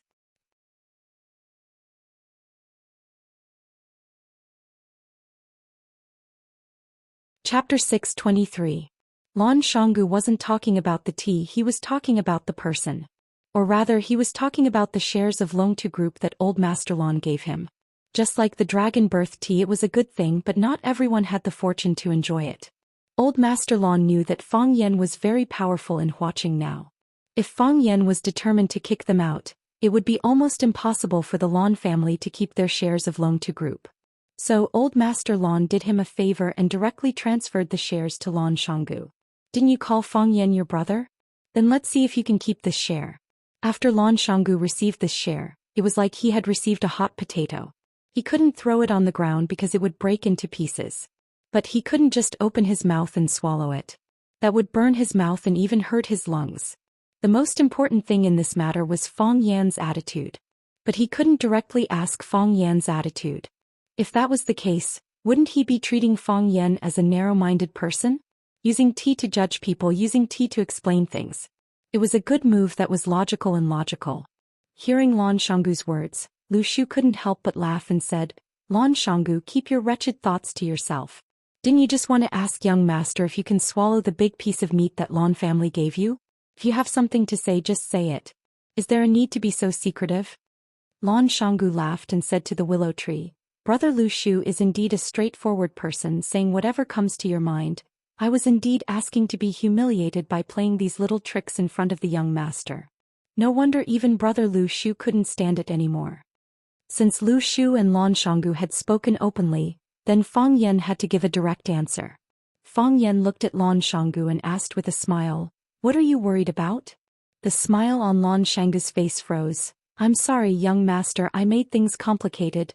I understand your character, but this is still my fault." "There's nothing wrong with it," Fong Yen said with a smile. "The portion that you obtained originally belonged to the Lan clan. Whether the Lan clan gives it to you or to others, that's their freedom. We are merchants, not enemies. Since they've given it to you, we're Longtu Group's business partners. It's the same as our cooperation on Chaoyan technology. What's there to be sorry about? Young master, I am worried that you will misunderstand my relationship with the Lan clan, Lan Shanggu said honestly.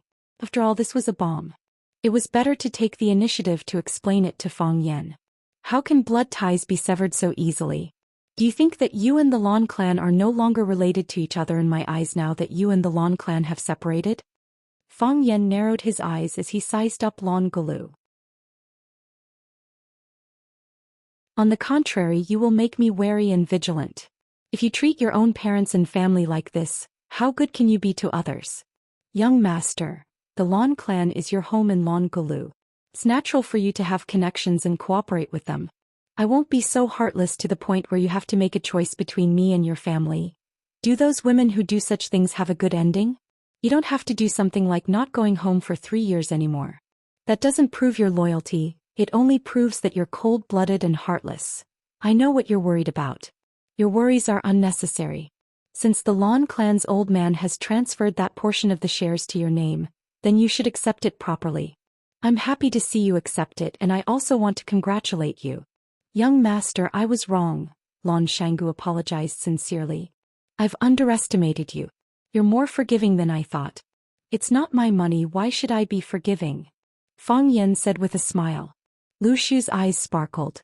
He looked at Lan Shanggu and said, Congratulations, you've inexplicably gained such a large sum of money. Lan Shanggu glanced at Fang Yan and said to Lu Shu, Brother Lu, are you interested in playing with young master in the energy industry? Lu Shu instantly understood what Lan Shanggu meant. He smiled and said, Of course I'm interested. Unfortunately, I don't have the chance to enter. Lan Shanggu smiled and said, I got those shares for free anyway. Why don't we split them in half? Lan Shanggu received Fang Yan's forgiveness and immediately helped him win people's hearts. Now, Fang Yan owned more than half of Longtu Group's shares and controlled the management of Longtu Group. Lan Shanggu received the Lan clan's gift and became Fang Yan's partner again. Only Lu Shu was an outsider. Longtu Group had nothing to do with Lu Shu. Lan Shanggu gave half of his shares to Lu Shu to thank Fang Yan and also to help Fang Yan rope in Lu Shu and the Lu clan behind Lu Shu. If Lu Shu accepted Lan Shanggu's proposal, then the 3 parties would once again be tied together by benefits. Did he have a reason to reject? I'm more than happy to accept something that doesn't require money. Even brothers should settle accounts clearly. I'll still accept the money, but I'll pay you according to the price when the Lan clan bought the shares. How about it? You've gotten a great deal, right? For the willow tree, it was indeed a great bargain. First, the Lu clan finally had the opportunity to enter the energy industry. Everyone knew the future development trend of the energy industry and the market potential of the energy industry in the future. The earlier they entered, the earlier they would have the right to speak in the future world.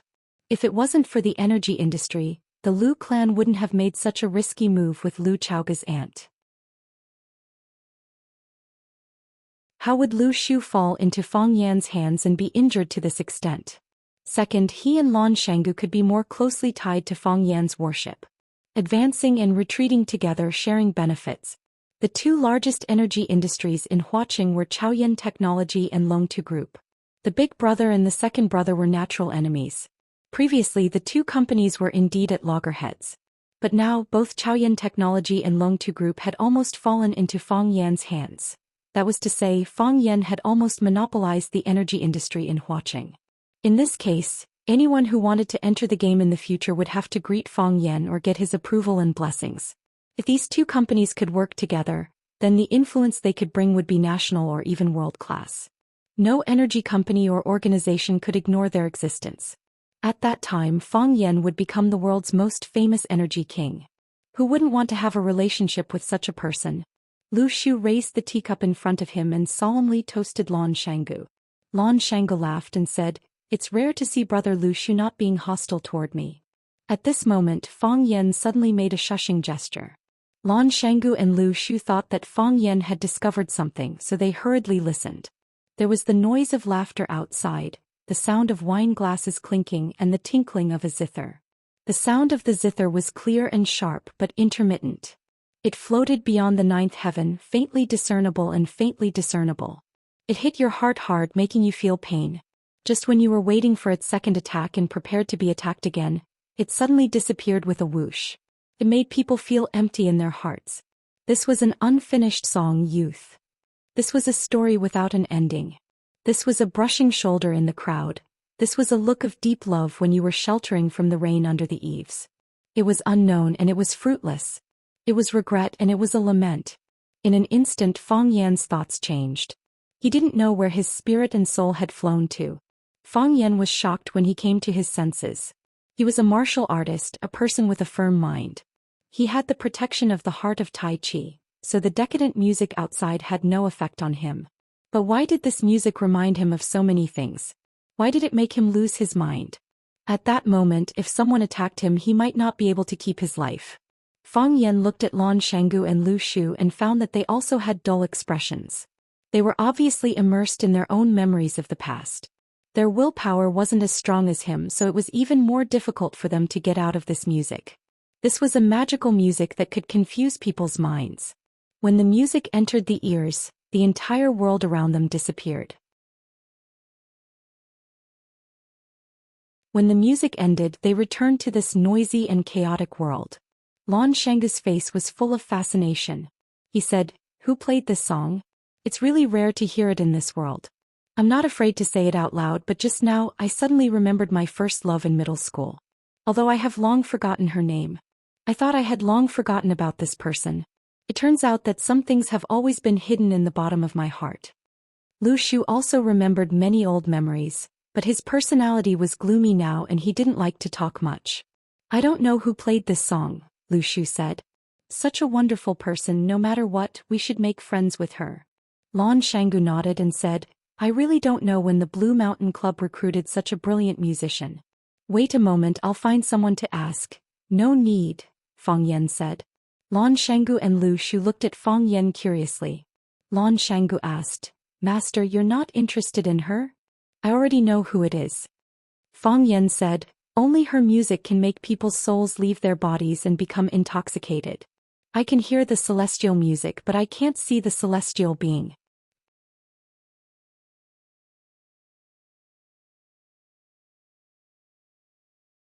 Chapter 624. Young Master Fang already knows who the Immortal is before meeting her? Lan Shanggu said with a smile. "Since she's an old friend, then all the more reason to invite her over. Are you afraid that Lu Shu and I will steal your limelight? You don't have to worry about this. Lu Shu and I are indeed a bit more handsome than you, but as long as it's a woman that young Master Fang values, even if we admire her, we definitely won't pursue her. Of course, if that Immortal accidentally takes a fancy to us and takes the initiative to launch a fierce attack on us, at that time, young Master Fang mustn't break us up because of jealousy." Fang Yan knew that Lan Shanggu was joking with him, using such a casual way to get closer to him. This was a man with a high EQ. With him joking around, it made people feel much more relaxed. If he were to sit there with the willow tree with a gloomy face, speak sarcastically, and look at people with a hidden ominous glint, perhaps Fang Yan wouldn't even be able to hold on for a minute. He would have long made up an excuse like his puppy was about to give birth to a second child and run away. Fang Yan shook his head, looked at Lan Shanggu and said, "We're not old friends. I know who she is, but she doesn't know who I am. Plus, we've never met before. You can say that we're complete strangers." Lan Shanggu looked confused and asked, "I'm getting more and more curious. What kind of person could make young Master Fang fall in love with her so much? I know that the women around young Master Fang are all beauties. Ordinary people can't enter your eyes. Someone who plays classical music? If there really is such a person, then it can only be that legendary figure. There's only one person in the whole of Wuxia. I'm afraid I won't have the luck to meet her in this lifetime." "That person," Fang Yan said with a smile. Lan Shanggu's eyes widened and said, "One of the 7 addicts of Wuxia, Li Qi?" "That's right." Fang Yan nodded with a smile. "When I was in Beijing, I was fortunate enough to hear one of her performances. I only heard the music but didn't see her. However, it was enough to be unforgettable. He subverted my understanding of music and magnified all kinds of positive and negative emotions hidden in the bottom of my heart. It made it difficult for people to extricate themselves from the past. Some were sad, some sighed, and even more wept. My voice lingers for 3 years. When I first heard the sound of the zither, I didn't have such a strong feeling. But towards the end, I once again fell into an uncontrollable mood. I think that a musician of this level is not something that can be found easily. Only she had such an ability. Who else could it be if not her? Yes. I've also heard of an interesting story about music fanatic. Lan Shanggu said seriously. It's said that when someone listened to Music Fanatic's live performance, they were so excited that they ran around naked. This kind of baseless thing. Fang Yan's cheeks were slightly red, and she had the urge to strangle those people who were gossiping around. It's usually a marketing event for the company behind the scenes. Entertainment companies often use this kind of method to promote their artists. I didn't expect that a fairy like Music Fanatic would also use it. It seems a bit vulgar and doesn't match the identity of Music Fanatic Wuxia's 7 fanatics. Who doesn't know how to market? Lan Shanggu said with a smile. Fang Yan carefully examined Lan Shanggu's expression, wanting to see if he knew what happened at the Maple Leaf Club that night. To his disappointment, he got an affirmative answer from Lan Shanggu's face. He knew everything that had happened that night. He even knew that the streaker was sitting in this private room. He was deliberately teasing him with this matter. That was the resonance between the heart of Tai Chi and the music, causing the internal energy in the body to run wildly, and the clothes on the body burst. Fang Yan tried hard to explain. You don't understand. Yes. I don't understand. Lan Shanggu said. Many people present didn't understand either. That's why when I heard about that incident, people said that someone was so excited after hearing the Music Fanatic's performance that he took off his clothes and ran naked. I couldn't correct them. After all, I wasn't there to witness that exciting scene. Fang Yan wanted to take back Lan Shanggu's shares from Longtu Group. What was the point of letting him earn so much money? He was going to strangle him to death soon anyway. I didn't expect the mysterious music fanatic to appear in Huaqing, and to come to my Blue Mountain Club. Lan Shanggu seemed to have guessed what Fang Yan was thinking and quickly changed the topic. Since young Master Fang hasn't seen the music fanatic as the owner of the club, why don't I go and greet her and invite her to our private room? No need. Fang Yan rejected. I heard that the music fanatic likes silence and doesn't usually talk to strangers. She doesn't even meet the guests when she's performing. Why should we force her? Lan Shanggu gave a thumbs up to Fang Yan and said, Young Master Fang Yan is also a refined scholar. No wonder your heart of Tai Chi could resonate with the music fanatic's music. I'm afraid that you won't be able to invite her even if you go. That would be embarrassing, Fang Yan said. While Fang Yan and Lan Shanggu were joking, Lu Shu sat at the side and drank his tea in silence. He seemed to be listening attentively to what the two were saying, but he also seemed to be uninterested in anything. Lu Shu, one of the 4 prodigies of Huaqing, was once active in the circle of Huaqing's playboys. Ever since he was disfigured in that accident, his personality had changed drastically. He was now like an eccentric monster. That's right, someone had already given him a new nickname, Wolf Head. After 3 steeps of the ambergris, just as Fang Yan was about to get up and leave, there was a commotion outside the private room. Who was the one playing the piano just now? Come out and let me see. Come out, we'll be greatly rewarded. I hope it's a beauty. If it's an old lady, it'll ruin our mood. Fang Yan's expression was slightly angry, but he didn't say anything in the end. Although he had never met Li Qi before because of these 2 songs and the telepathic resonance between them, he had already regarded Li Qi as a close friend in his heart. He didn't want Li Qi to encounter any injustice. The people outside were obviously here for Li Qi. They could also hear the beauty of the piano sound, so now they wanted to see who the person playing the piano was. Lan Shanggu had been paying attention to Fang Yan's words and actions. Seeing Fang Yan's unhappy expression, he smiled and said, In the few years that eldest young master wasn't here, some kids appeared in Huaqing. These young people rely on the fact that their families are rich to be arrogant and domineering. They often do things that are out of line. They probably think that Mr. Li Qi's piano sound is beautiful, so they couldn't help but come and say hello to her. Fang Yan nodded and said, I hope they won't make things difficult for Li Qi. People who are dedicated to their work are worthy of admiration, especially those who are devoted to music. Don't worry, Lan Shanggu said with a smile. This is my turf, I'm sure they will give me some face. As soon as Lan Shanggu finished speaking, the noise outside became louder and louder. Are the people inside all dead? Open the door, we're going in. Are you going to open the door or not? If you don't open the door, I'm going to smash the door. Do you know what this place is? This is the Lan family's turf. I'm telling you, if you don't open the door, you'll never be able to leave the Blue Mountain Club. The voices outside traveled into the private room. Fang Yan looked at Lan Shanggu with a smile. Lan Shanggu's face was so gloomy that water was about to come out. He had just bragged to Fang Yan that the young people outside would more or less give him some face, and now they were yelling that they would smash the door and make it impossible for them to leave the Blue Mountain Club. He felt his old face burning with pain. He had been slapped dozens of times by the kids outside. I'll go out and take a look, Lan Shanggu said in a low voice. Fang Yan nodded and said, I'm going home to sleep as well. Let's go out and see what's going on. Since Fang Yan said to go, Lu Shu naturally followed. They walked out of the private room, passed through an alley, and saw a group of young people in luxurious clothes standing in a small courtyard. There were both men and women, and they all looked very young. Because they had too much to drink, their standing posture was crooked. There was even a young couple who leaned against a pillar and kissed as if there was no one else around. At the door of a room there were a few young people holding wine bottles. They were cursing and swearing, saying some unbearable things. There were also two young people who were a little impatient and directly ran over to knock on the wooden door of the private room. If they couldn't open the door, they kicked it with their feet. The sound of banging was endless. The wooden door creaked. If it wasn't for the fact that the wooden door was sturdy, it would have been broken by these people. A bunch of scum, Fang Yan said coldly. Seeing that Fang Yan was angry, Lan Shanggu's heart sank.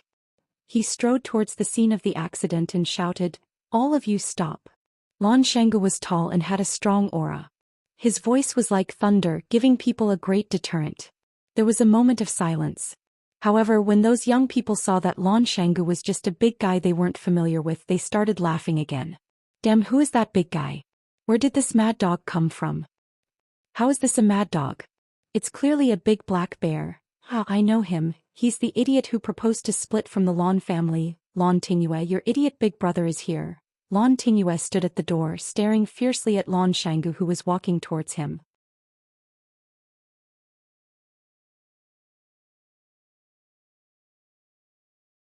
Chapter 625. The old hatred had yet to be resolved, and now there was a new one. Lan Tingyue hated Lan Mountain Valley.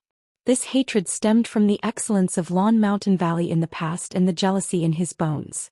However, he didn't expect that 3 years ago he would make a mistake and cause his own death. If he hadn't left the Lan clan, which young master in Flower City would dare to look down on him? Just because of a few words in front of the house, Lan Tingyue's newly bought Lamborghini was hit by a Hummer and turned into scrap metal. They didn't even need to drag it to a 4S shop to be repaired, because the repair money was enough to buy a new, better car.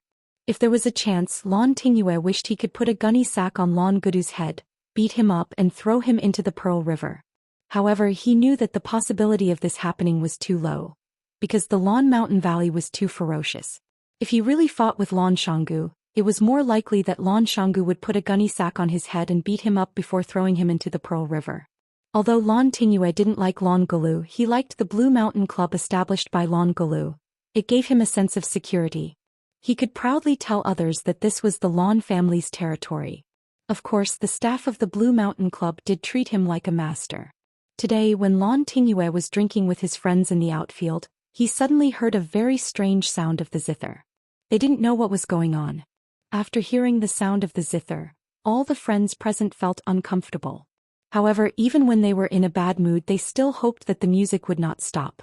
While they were hurt and looking forward to it, the sound of the zither slowly disappeared. Their hearts were filled with regret. How could these young people understand the beauty of regret? Lan Tingyue immediately summoned a club member who was familiar with him and asked him where the sound of the piano came from. The club member would not hide anything from the cousin of the big boss. Therefore, Lan Tingyue took this group of second-generation masters of Zihua City to find the person who played the zither. He called the door, but it didn't open. Just when he was about to show his hooligan style, Lan Shanggu appeared like a ghost again. Murphy's Law said that whatever you were afraid of would happen. Lan Tingyue felt that it was necessary for him to have a good talk with the guy named Murphy. Lan Shanggu walked in front of Lan Tingyue and stood still, staring into his eyes coldly. Lan Tingyue was a little guilty, but he was more angry. He felt that Lan Shanggu was humiliating him. He was using his aura to oppress him. Lan Shanggu did not speak, neither did Lan Tingyue. Lan Tingyue stubbornly looked at Lan Shanggu. He wanted to use practical actions to prove to Lan Shanggu and the surrounding companions, I, Lan Tingyue, am also a man of iron blood. Let's go back, Lan Shanggu said. Lan Tingyue straightened his neck and said, Why? Because I want you to go back, said Lan Shanggu. I'm not going back. Lan Tingyue sneered. Who do you think you are? What right do you have to control me? My dad doesn't even care about me. Who do you think you are? You have already left the Lan clan. You are nothing after leaving the Lan clan. What are you looking at? Do you have the ability to hit me? Pa. Lan Shanggu slapped him. This slap was extremely sudden, fast and ruthless. Lan Tingyue couldn't react in time and the right side of his face was hit. His feet kept retreating and if it weren't for someone behind him he would have fallen to the ground. Lan Tingyue covered his face and wanted to curse back, but Lan Shanggu had already rushed over and kicked him. Clang! Lan Shanggu's stomach was kicked.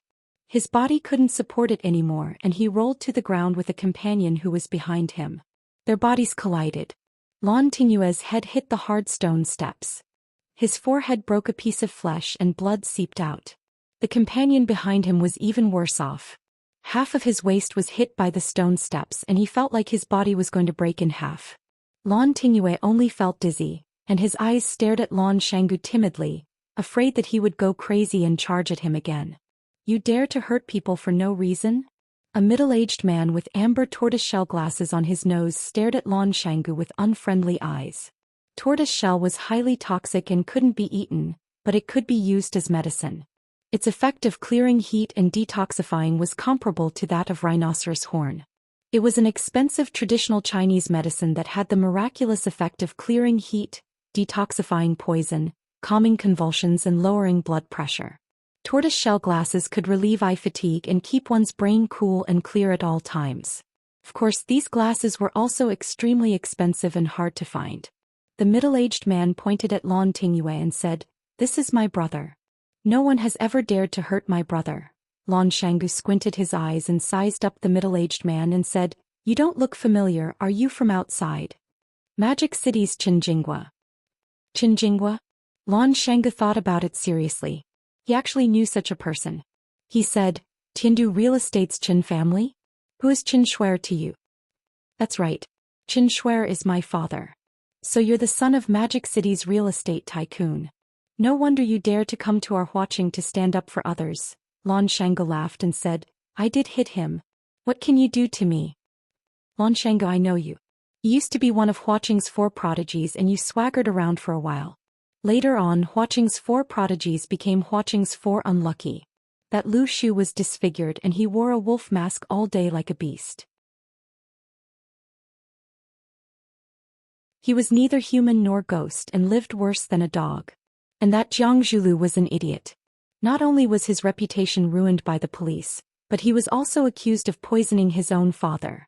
And you're Lan Shanggu, you've become the laughing stock of the entire circle. You didn't hold on to such a big tree like the Lan family, and actually made such a stupid decision to split from the family. What happened in the end? From then on he disappeared from the upper-class circle of Huaqing. The spokesperson of the Lan family also became Lan Shonua, except for the elusive Mei Yi. The once dazzling 4 prodigies of Huaqing were either disfigured, imprisoned or in decline. Lan Shanggu, if I were you I'd have killed myself long ago. How could you still have the face to appear in front of others? That's right, I've never seen such an idiot.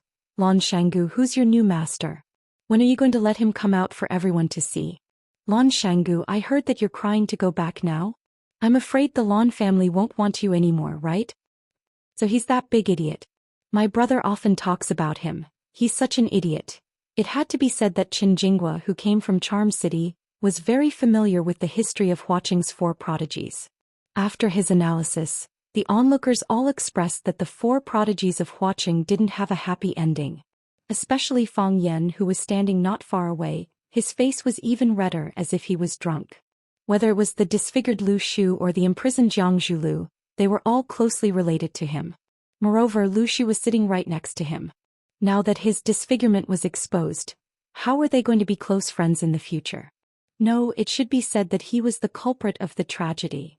Although in teacher Fang Huohuo's heart he only did what every good person would do, punish the bad people on behalf of the moon. Even Lan Shanggu, who hadn't appeared in public for 3 years, couldn't get away from him. Fang Yan's 3 years of mourning were the most difficult 3 years for Chaoyan technology. It was also the most painful 3 years for Lan Shanggu. Lan Shanggu and Jiang Zhulu were partners of Chaoyan technology, and Lu Shu was backed by the Lu family. No matter whether his choice was right or wrong, he had the power of the Lu family to rely on. No one could really do anything to him. Lan Shanggu was an unlucky guy. He had just separated from the Lan family because of Fang Yan, and then something happened to Fang Yixing. Fang Yan disappeared for 3 years. At that time, all kinds of hostile forces appeared, and even the mockery within the Lan family gradually rose. In a situation where the situation was not in his favor, Lan Shanggu could only hide his head and live, lest he became a target of others. 3 years could change a lot of people and things. Many people thought that Lan Shanggu's disappearance was because he stood on the wrong side, and that he was abandoned by the Lan family. But they didn't know how much benefit Lan Shanggu had gained from standing on the wrong side.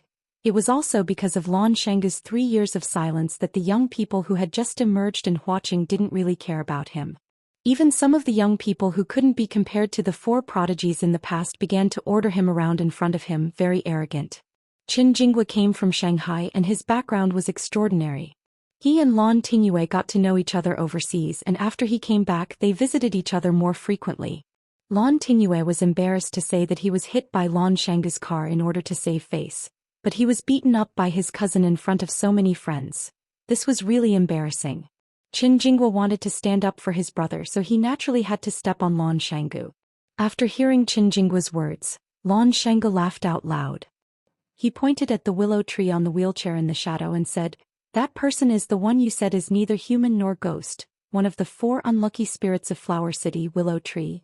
Lu Shu snorted coldly, very dissatisfied with Lan Shanggu's introduction. However, he stared at Qin Jinghua fiercely, like an animal that had been completely provoked. He could despise and even insult himself, but he wouldn't allow others to despise and insult him. Lan Shanggu pointed at Fang Yan, who was standing beside Lu Shu, and said, "That person, his name is Fang Yan. In the past you didn't know his name, but it's okay, he was originally a very low-key person.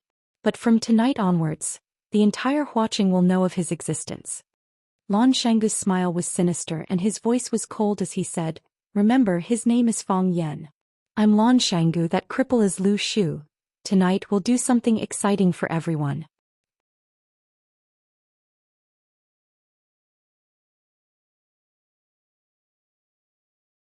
Chapter 626. Something hot-blooded and exciting? What hot-blooded and exciting? When they heard Lan Shanggu say that he, Fang Yan, and Lu Shu were going to do something hot-blooded and exciting tonight, everyone had a bad feeling. Lan Shanggu's expression was so flamboyant, even a little arrogant. This was very different from his previous low-profile and forbearing personality. His tone was so calm and natural, with a sense of pride and confidence that he was in control of the whole situation. Until now, some people remembered that the Blue Mountain Club was under Lan Shanggu's name. He was the leader of this land, the king of everyone. If he wanted to make people unhappy, it wasn't a difficult thing to do. Lu Shu had been sitting there with an indifferent expression all this while. Even when others scolded him for being a disfigured monster wearing a wolf mask, or even a beast that was neither human nor ghost and lived worse than a dog, other than his pupils constricting slightly and the red blood vessels in the whites of his eyes becoming redder, he did not show any extreme reaction. He was like a bystander, a witness. Everything that happened today had nothing to do with him. But now Lu Shu had the desire to speak. "Lan Shanggu." His voice still carried a strong sense of mockery, as if he didn't like anyone or anything. He's not willing to be lonely. He wants to prove to Flower City that he's back, that he's the final victor.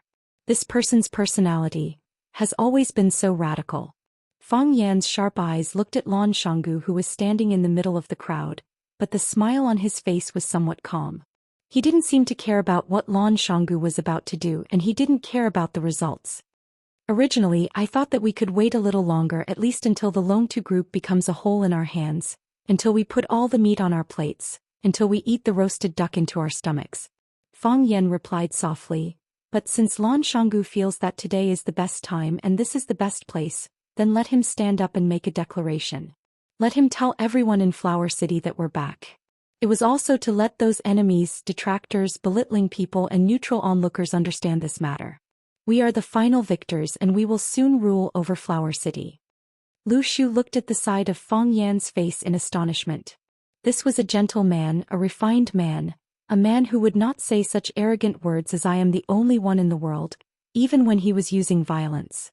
He had never heard Fang Yan say something like that, saying that they were the final victors and that they were going to dominate Flower City. Needless to say, this kind of feeling was really quite exciting. Do you think it's strange? Fang Yan asked with a smile. There were a few accidents, the willow tree said. This has always been your goal, it was an in on your way. You have been working hard towards this goal, but you have never said that you didn't want to become the ruler of this city. Fang Yan grinned and said, I've never thought about becoming the ruler of this Flower City.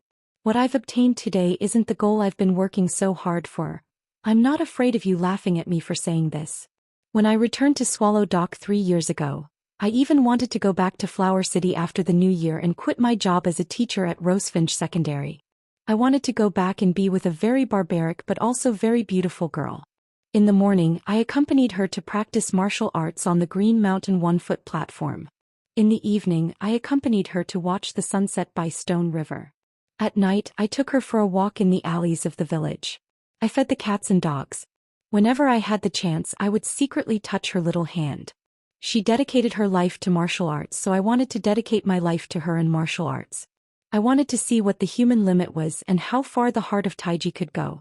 I wanted to cure Grandpa's leg, I wanted to avenge the old drunkard. Fang Yan turned to look at the willow tree and said, Look, which one of these things isn't important? Which one of them isn't more important than becoming the ruler of this Flower City? It's too important, 100 times more important than me standing here today. However, God wasn't satisfied. He felt that this game was too monotonous and boring, so he kept adding plot twists and turns. In the end, he turned me into such a... Fang Yan hesitated for a while, then finally used a more appropriate word to describe himself. A yuppie. If given a choice, who would be willing to compete with others in shamelessness and shamelessness? Fang Yan looked at the willow tree and asked, Did you remember everything I said? I did. The willow tree nodded and said. Very good. Fang Yan squinted his eyes and smiled, saying, If you have the chance to see Yi Ro, you must tell her what I said. The power of words of love spoken in person and words of love from someone else's mouth are very different. The willow tree sighed softly and said, I suddenly regret one thing. What is it? If I heard what you said earlier, if I knew you were such a person. The willow tree reached out to touch the wolf mask on his face and said, Why would I want to be your enemy? Why would I want to be your enemy? Bad person. Yes, I was indeed a bad person at the time. But bad people also need friends. This is fate, Fang Yan said. Then my life is really bitter, the willow tree sighed. Ever since he met Fang Yan, his life went from the lowest point to the highest point, but did he gain more or lose more? This kind of question would swallow his heart every sleepless night. Lan Shanggu clapped his hands and a group of tall men dressed in black surged into this independent courtyard. They skillfully blocked the 4 arches of the courtyard. Without Lan Shanggu's permission, no one could go out. There was a commotion at the scene. Many people were worried that these men in black would attack them. Someone took out a phone from his pocket, preparing to call the outside world for help. A man in black ran in front of Lan Shanggu and asked in a low voice, Young master, do you want to put away your phone? Lan Shanggu sneered and said, No need. Let them come. Even Lan Tingyue, whose head was bruised, crawled up from the ground, found his phone and began to call for help. In his eyes, the current Lan Shanggu had become a complete lunatic. Qin Guijing didn't call for help. If he did so, it would be showing weakness to Lan Shanggu. Someone like him, how could he show weakness like others? Qin Guijing laughed loudly, looked at Lan Shanggu and said, Lan Shanggu, why did you seal this place? You don't want us to go out? If you really dare to make us stay, I'm willing to be an unwelcome guest here. This place has good food, good girls, good scenery. I really don't want to leave so quickly. Qin Guijing turned to look at the young masters who were making calls and said, What?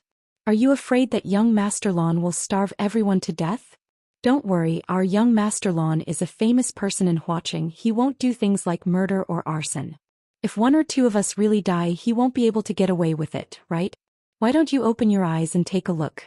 Where are we standing right now? This is the Blue Mountain Club. This is young Master Lan's place. If he doesn't take responsibility, who will? After listening to Qin Guijing's words, everyone thought that it made sense. Even if this was Lan Shanggu's place, he could do whatever he wanted. Could he kill or starve his brothers to death? Thinking of this, they were like balloons that had been filled with air and suddenly became aggressive again. That's right. Lan Shanggu, what do you want to do to us? Do you want to scold us or kill us with your eyes? Lan Shanggu, I'm warning you, based on what you did tonight, we can charge you with imprisonment and restriction of personal freedom. Lan Shanggu, I've already called the police. If you're smart, hurry up and apologize to us. If we're in a good mood, maybe we won't stoop to your level. Lan Shanggu turned to look at Fang Yan, chuckled and said, do you know why I can't wait to do this? These bastards just don't remember the pain. They're born to be despicable. If you talk to them nicely, they'll think that you're easy to bully, that you don't have a strong background, that I'd be letting you down if I don't bully you, so you came to please me. Only by beating them up so that they remember that we beat them up, that every bone in their body hurts when they see us. Then they'll talk to us nicely and maintain the respect they deserve. Qin Guijing's face was full of mockery as he said, Lan Shanggu, I'm standing here today, I don't believe. What can you do to me tonight? Lan Shanggu, I'm in Xinyang, I'm standing here today, I don't believe that you dare to beat me up? Lan Shanggu, I'm Li Xiaohua, my father is Li Xinhui, if you don't beat me up today, you're my grandson. I don't want a grandson like you. More and more people stood up. They were all young people and they all thought they were respectable young people. They were surrounded by Lan Shanggu, bullied by Lan Shanggu, and this stimulated their arrogance and courage. They were prepared to fight to the death with Lan Shanggu. Lan Shanggu didn't disappoint them. He waved his hand, smiled and said, don't beat them to death. Thus, the surrounding men in black held wooden sticks in their hands and started to beat the heads of the young masters in the courtyard.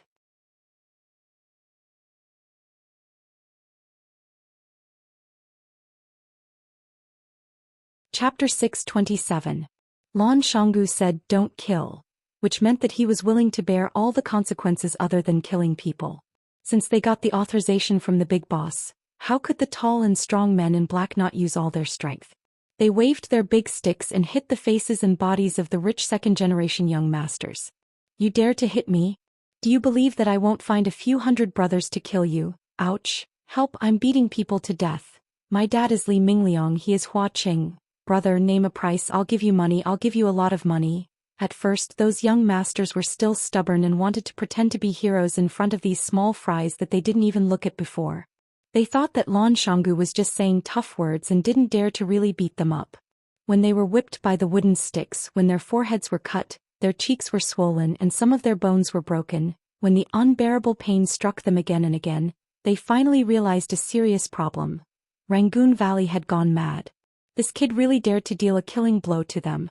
Pa pa pa, the sound of the wooden sticks hitting the human body. Ah, the screams of the young masters and socialites. Whether it was the young master of the Zhang family or the young lady of the Li family, whether it was a man or a woman, as long as it was those guys who wanted to smash the door, they were attacked indiscriminately by the men in black. Of course, the women still had some advantages. Even those tough men with hearts of stone, they used a lot of strength when they beat these young masters. But when facing those beautiful young ladies in cheongsams or dresses, they still couldn't do it. Some of them were almost instigated by the pitiful eyes of those young ladies. Lan Tingyue was the person who understood Lan Shanggu the most. When he heard Lan Shanggu say don't kill, he felt a sense of trepidation. That lunatic dared to drive a Hummer to run over his sports car in front of his house and almost killed him. Blue Mountain Club was his territory, what else did he not dare to do? He didn't believe that this guy would suddenly become soft-hearted or timid. So, the first thing he did was to lie on the ground and pretend to be dead. In the end, when chaos broke out, many people thought that he was really dead. The fleeing boys stepped on his back and the high-heeled shoes of the ladies almost nailed a hole in his head. Fortunately, he noticed it and dodged in time. Even so, he was still covered in wounds, lying there motionless as if he was really going to die. When a bald man swung a wooden stick at his head, Qin Guijing knew that Lan Shanggu was playing with them for real. This bastard, this idiotic brute, this Before Qin Guojing could finish cursing, he was slapped hard in the face. Qin Guojing felt dizzy and his cheeks were burning with pain. He could no longer feel whether his face was still there. However, Qin Guojing was unwilling to admit defeat just like that. He was a high and mighty young master. Lan Shanggu, who had lost the support of the Lan family, was just a lowly little bumpkin. They were not qualified to talk to him on equal footing. Lan Shanggu, how dare you hit me? Qin Guojing covered his face, turned around and finally found where Lan Shanggu was standing. His eyes stared fiercely at his target and said fiercely, Lan Shanggu, prepare to pay the price in blood. I want you to die without a burial place. Smack. The bald man once again raised his rod and ruthlessly smashed it on Qin Guojing's head. Crack. The wooden stick broke into two and Qin Guojing's forehead was overflowing with dark red blood. When the blood flowed to the corner of his mouth, Qin Guojing finally couldn't stand anymore, and his body fell heavily on the lawn of the courtyard. After Qin Guojing fell, the group of arrogant and despotic young masters and young ladies no longer had anyone who could stand up. Lan Shanggu waved his hand, and the group of men in black scattered in all directions with their wooden sticks. Once again they silently guarded the four arched exits of the small courtyard. My head is bleeding, I'm going to die, send me to the hospital. Mom, they hit me, I want to go home, I want to go home. Ouch, my leg. My leg is broken, wailing like ghosts and howling like wolves, miserable and miserable. Lan Shanggu passed through the group of people lying on the ground and stopped where Qin Guojing fell. He squatted down and looked at Qin Guojing, whose head was bleeding and body was twitching, and smiled. Young Master Qin, how do you feel now? Lan Shanggu. Qin Guojing's voice was trembling and he used his hands to grab the weeds on the ground as if it was Lan Shanggu and he was kneading them into grass juice. No need to threaten me. Lan Shanggu patted his shoulder and smiled. You've already been beaten like this. If you threaten me again and I happen to be a narrow-minded man, what if I can't help but beat you up again? Do you understand something now? Lan Shanggu smiled and asked. Qin Guojing clenched his teeth and didn't answer. He understood that Lan Shanggu was a mad dog. You already have the answer in your heart, don't you? Lan Shanggu straightened his body and stood up. He looked at the young masters and young mistresses lying on the grass and said arrogantly, You understand that Lan Shanggu isn't that easy to bully. Is that so? You just don't want to admit it. Do you think that I have nothing after losing the Lan clan's protection? Do you think that I will die for sure after offending the Jiang clan? Do you think that I, Lan Shanggu, am just a sick house cat that you can bully? I'm sorry I've disappointed you. After leaving the Lan clan, I'm still living very well. I don't need the Lan clan's protection. On the contrary, I'm helping the Lan clan. I did offend the Jiang clan, but the Jiang clan couldn't suppress me. I, Lan Shanggu, am still standing here with my back straight. I'm not a house cat, not a sick dog. Whose house cat dares to beat you like this? Whose sick dog would do such a thing for the sake of the people? Lu Shu looked at Lan Shanggu, who was giving a speech in the middle of the crowd, curled his lips and said sarcastically, This kind of flattering method is really shameless. Fang Yan laughed as he watched, as if he didn't hear what Lu Shu said. You're all hurt, right? Have you all learned your lesson? From this moment on, you all know who you can't offend in Flower City? Lan Shanggu looked at where Fang Yan was standing and said, My speech is over, now I will formally introduce a distinguished guest. Fang Yan waved his hand and said, I'll pass. I'm not used to such a grand occasion. Lan Shanggu laughed loudly and said, Look, our eldest young master doesn't even have the interest to talk to you. Only I, Lan Shanggu, am willing to put down my pride and stand up to teach you a lesson. Lan Shanggu walked to the wooden door that had been tightly shut, and warmly shouted to the people inside, Flower City, Lan Shanggu, is Senior Luqi inside? Creak. The wooden door opened a little and a green-clothed child peeked his head inside. Seeing Lan Shanggu at the door, he doubtfully asked, You saved us. That's really embarrassing, Lan Shanggu said with a guilty expression. Lan Shanggu said guiltily, The Blue Mountain Club is my business. It's an honor for Senior Luqi to come here, but I didn't expect that these gangsters would affect Mr. Luqi's mood. I'm willing to die 10,000 times. The green-clothed child waved his hand and said, Master said that ignorance is not a crime and you didn't do it on purpose. Lan Shanggu felt that this green-clothed child was very cute when he spoke like an adult, so he cupped his hands and smiled. Young master, can you please inform your master that Mr. Luqi, just say that Lan Shanggu of Flower City wants to visit her and apologize to her in person. Creak. The wooden door was closed. Lan Shanggu rubbed his nose and bitterly smiled. Isn't this a bit too violent? You could just say that master is already asleep. Creak. The wooden door opened again. The child stood at the door and asked in a clear voice, "Is there a person named Fang Yan here?" Fang Yan was stunned, thinking, how did Mr. Luqi know my name? He thought about it and realized that he had never had any direct contact with Mr. Luqi. The only time he had contact with Mr. Luqi was in an awkward situation where he ran naked. Of course, even after paying so much money, he still didn't have the chance to see Mr. Luqi. Why did this little boy ask for his name today? Lan Shanggu was also stunned. He thought that Fang Yan's words were too insincere. He just said in front of them that they had never met and that he only admired her. Now that Luqi's disciple asked if he was here, it proved that they had been in contact for a long time. Lu Shu was suspicious, so he also had the same thought. Why did Fang Yan deny his relationship with Luqi in front of him and Lan Shanggu? If they were already familiar with each other, why did he say that they had never met? What kind of truth was he trying to hide? Could it be that Luqi and Fang Yan were lovers? Hey, I'm asking you a question. Seeing that no one answered, the child couldn't help but shout, "Is Fang Yan here?" Lan Shanggu turned to look at Fang Yan and Fang Yan nodded to him. Lan Shanggu looked at the child and said with a smile, "Fang Yan is here. May I know why you are looking for Fang Yan? Invite him in." Seeing that Lan Shanggu and Fang Yan were exchanging glances, the child's eyes had already shifted to Fang Yan.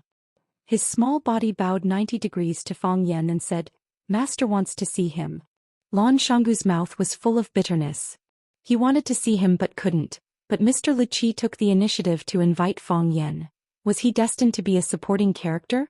Fang Yan hesitated for a while, then took the initiative to walk toward Luqi's room.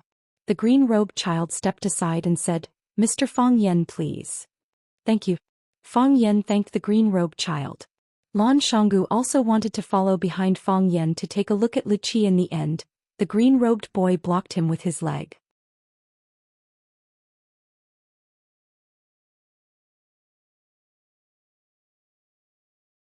Chapter 628. There were too many rumors about the music addict, so many that she became a legend in countless people's hearts. Or rather, a legend. Some said that a world-famous musician shaved his head and became a monk after listening to the music addict's performance. He said that there was no other music in the world with the music addict. Some said that a cancer patient miraculously recovered after listening to the music addict's music. She didn't take medicine or chemotherapy and lived until she was 101 years old. Some said that the blind opened their eyes when they heard it and the deaf were moved to tears.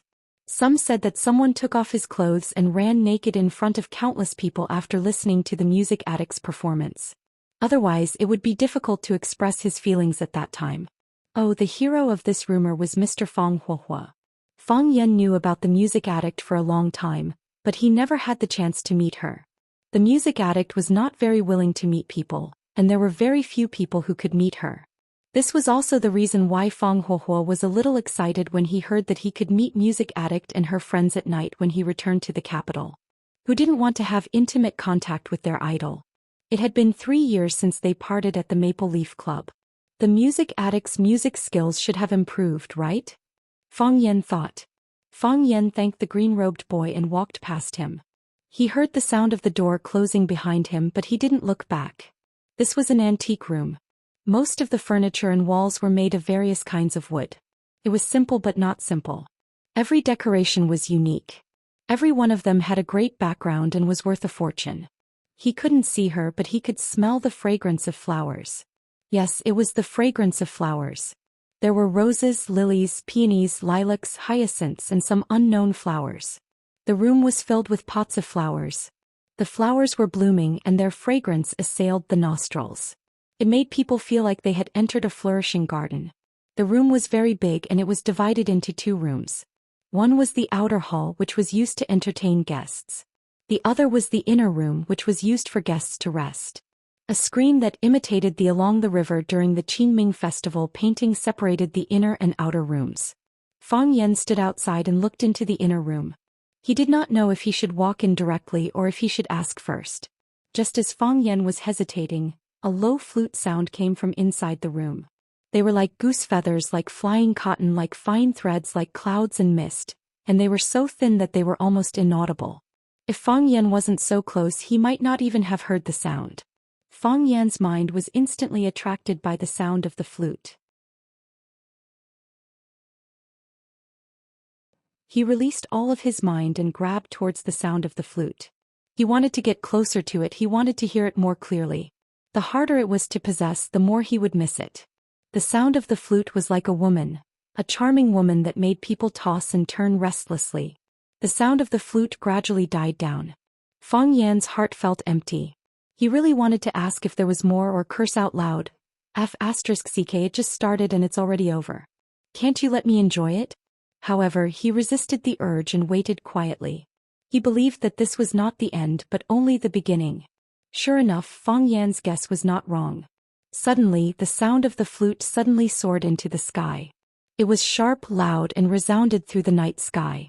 This time not only Fang Yan could hear it, but the people at the door could also hear it. The people in the courtyard could also hear it. Those who were drinking could hear it, and those who were flirting could also hear it, as if the entire flower city could hear it. Fang Yan turned pale with fright. What kind of music had such a strong penetrating power and vitality? He knew that this sound couldn't be heard by the entire city, but the soaring momentum it displayed made people feel that nothing could stop it. Time, space, distance, and any other factors. Between heaven and earth, there was only the sound of the flute. Different from the previous two performances, the rhythm this time was very cheerful and joyful. It was like a girl in love, like a young man who lost his virginity, like an uncle who won a prize, like an old man who held the hand of widow Wang at the head of the village. Everyone listened with joy and everyone couldn't help but smile. The corner of Lu Shu's mouth that was hidden behind the wolf head mask slightly raised. Lan Shanggu laughed without a care in the world. Lan Tingyue, who had just been beaten, grinned. When he smiled, the wound at the corner of his mouth was pulled. Qin Guijing, who fell to the ground, also squinted his eyes and smiled. The blood on his forehead kept flowing, but his smile became more and more brilliant. Others were also laughing. Those men in black who had beaten people were laughing, and those young masters and ladies who had been beaten were also laughing. Everyone had thousands of reasons to be happy. Their bodies floated in the clouds as if there was nothing in the world that should be worth worrying about. Fang Yan was also laughing. As he laughed, a horrified expression appeared on his face. He had discovered something very embarrassing and dangerous. His heart of Tai Chi once again spun for no reason.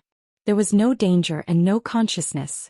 It just followed the rhythm of the music, like a wild horse that had run away from its reins. The sound of the flute became louder and louder, and the mood became more and more joyful. However, the heart of Tai Chi also spun more and more crazily.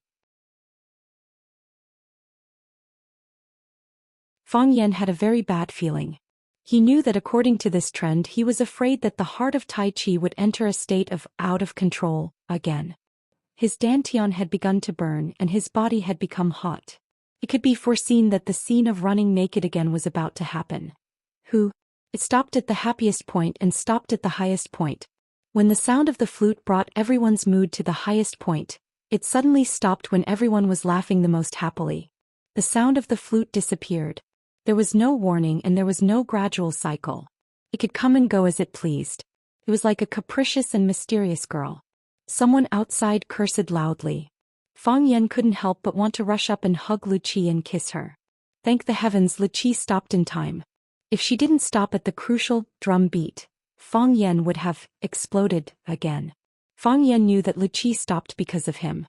Our hearts are connected and we can't control our emotions. A woman's elegant voice came from behind the screen. Fang Yan, I have been looking for you for 3 years. It ended just like that? Lan Shanggu said with a sense of loss. He loved tea and wine, but he wasn't usually interested in music. However, after listening to Lu Qi's performance, he realized that music was such a wonderful thing. It could move your emotions and temporarily separate your body and soul. It could bring your soul to travel beyond the heavens and soar in this boundless world. But why did it end just like that? Lu Shu frowned. He was obviously very dissatisfied with Lu Qi's unfinished behavior. Lan Shanggu sighed softly and said, One of Wuxia's 7 addicts, Lu Qi, came to Huaqing to the Blue Mountain Club to the Lawn Valley. I actually didn't have the chance to meet her. If this gets out, how can I go out and meet people? Tell me, should I knock down that kid guarding the door and force my way in to take a look? I've already said those shameless words just now, but aren't you still alive and kicking without losing a pound or two? The willow tree said with a face full of ridicule. Lan Shanggu touched his nose awkwardly and said, Brother Lu, I'm sorry. You also know that the Lan clan didn't handle things properly last time. This time the old man in the clan pushed me to take the blame. Although young master didn't say anything, he was still a little unhappy. He has given me a huge benefit, so I have to give him some face. Isn't it what I should do to say good things about him in front of these useless people? How about next time you set up the stage, I'll do it for you, and you can also praise young Master Feng in front of everyone. I can't do such a shameless thing. Lu Shu said disdainfully. Hey, I say, old Lu, we're in the same boat now. Do you think I don't know what you're thinking? Say whatever you want to say, do whatever you want to do. What's wrong with saying a few words of flattery? Compared to the money we're making every day, it's nothing. Besides, what do you need to be shameless? Do you still have that thing? Lan Shanggu, Lu Shu roared. Alright, don't get angry at me. Lan Shanggu laughed and said. Even if I get angry, you can't kill me, right? Tell me, what is young master doing with that woman inside?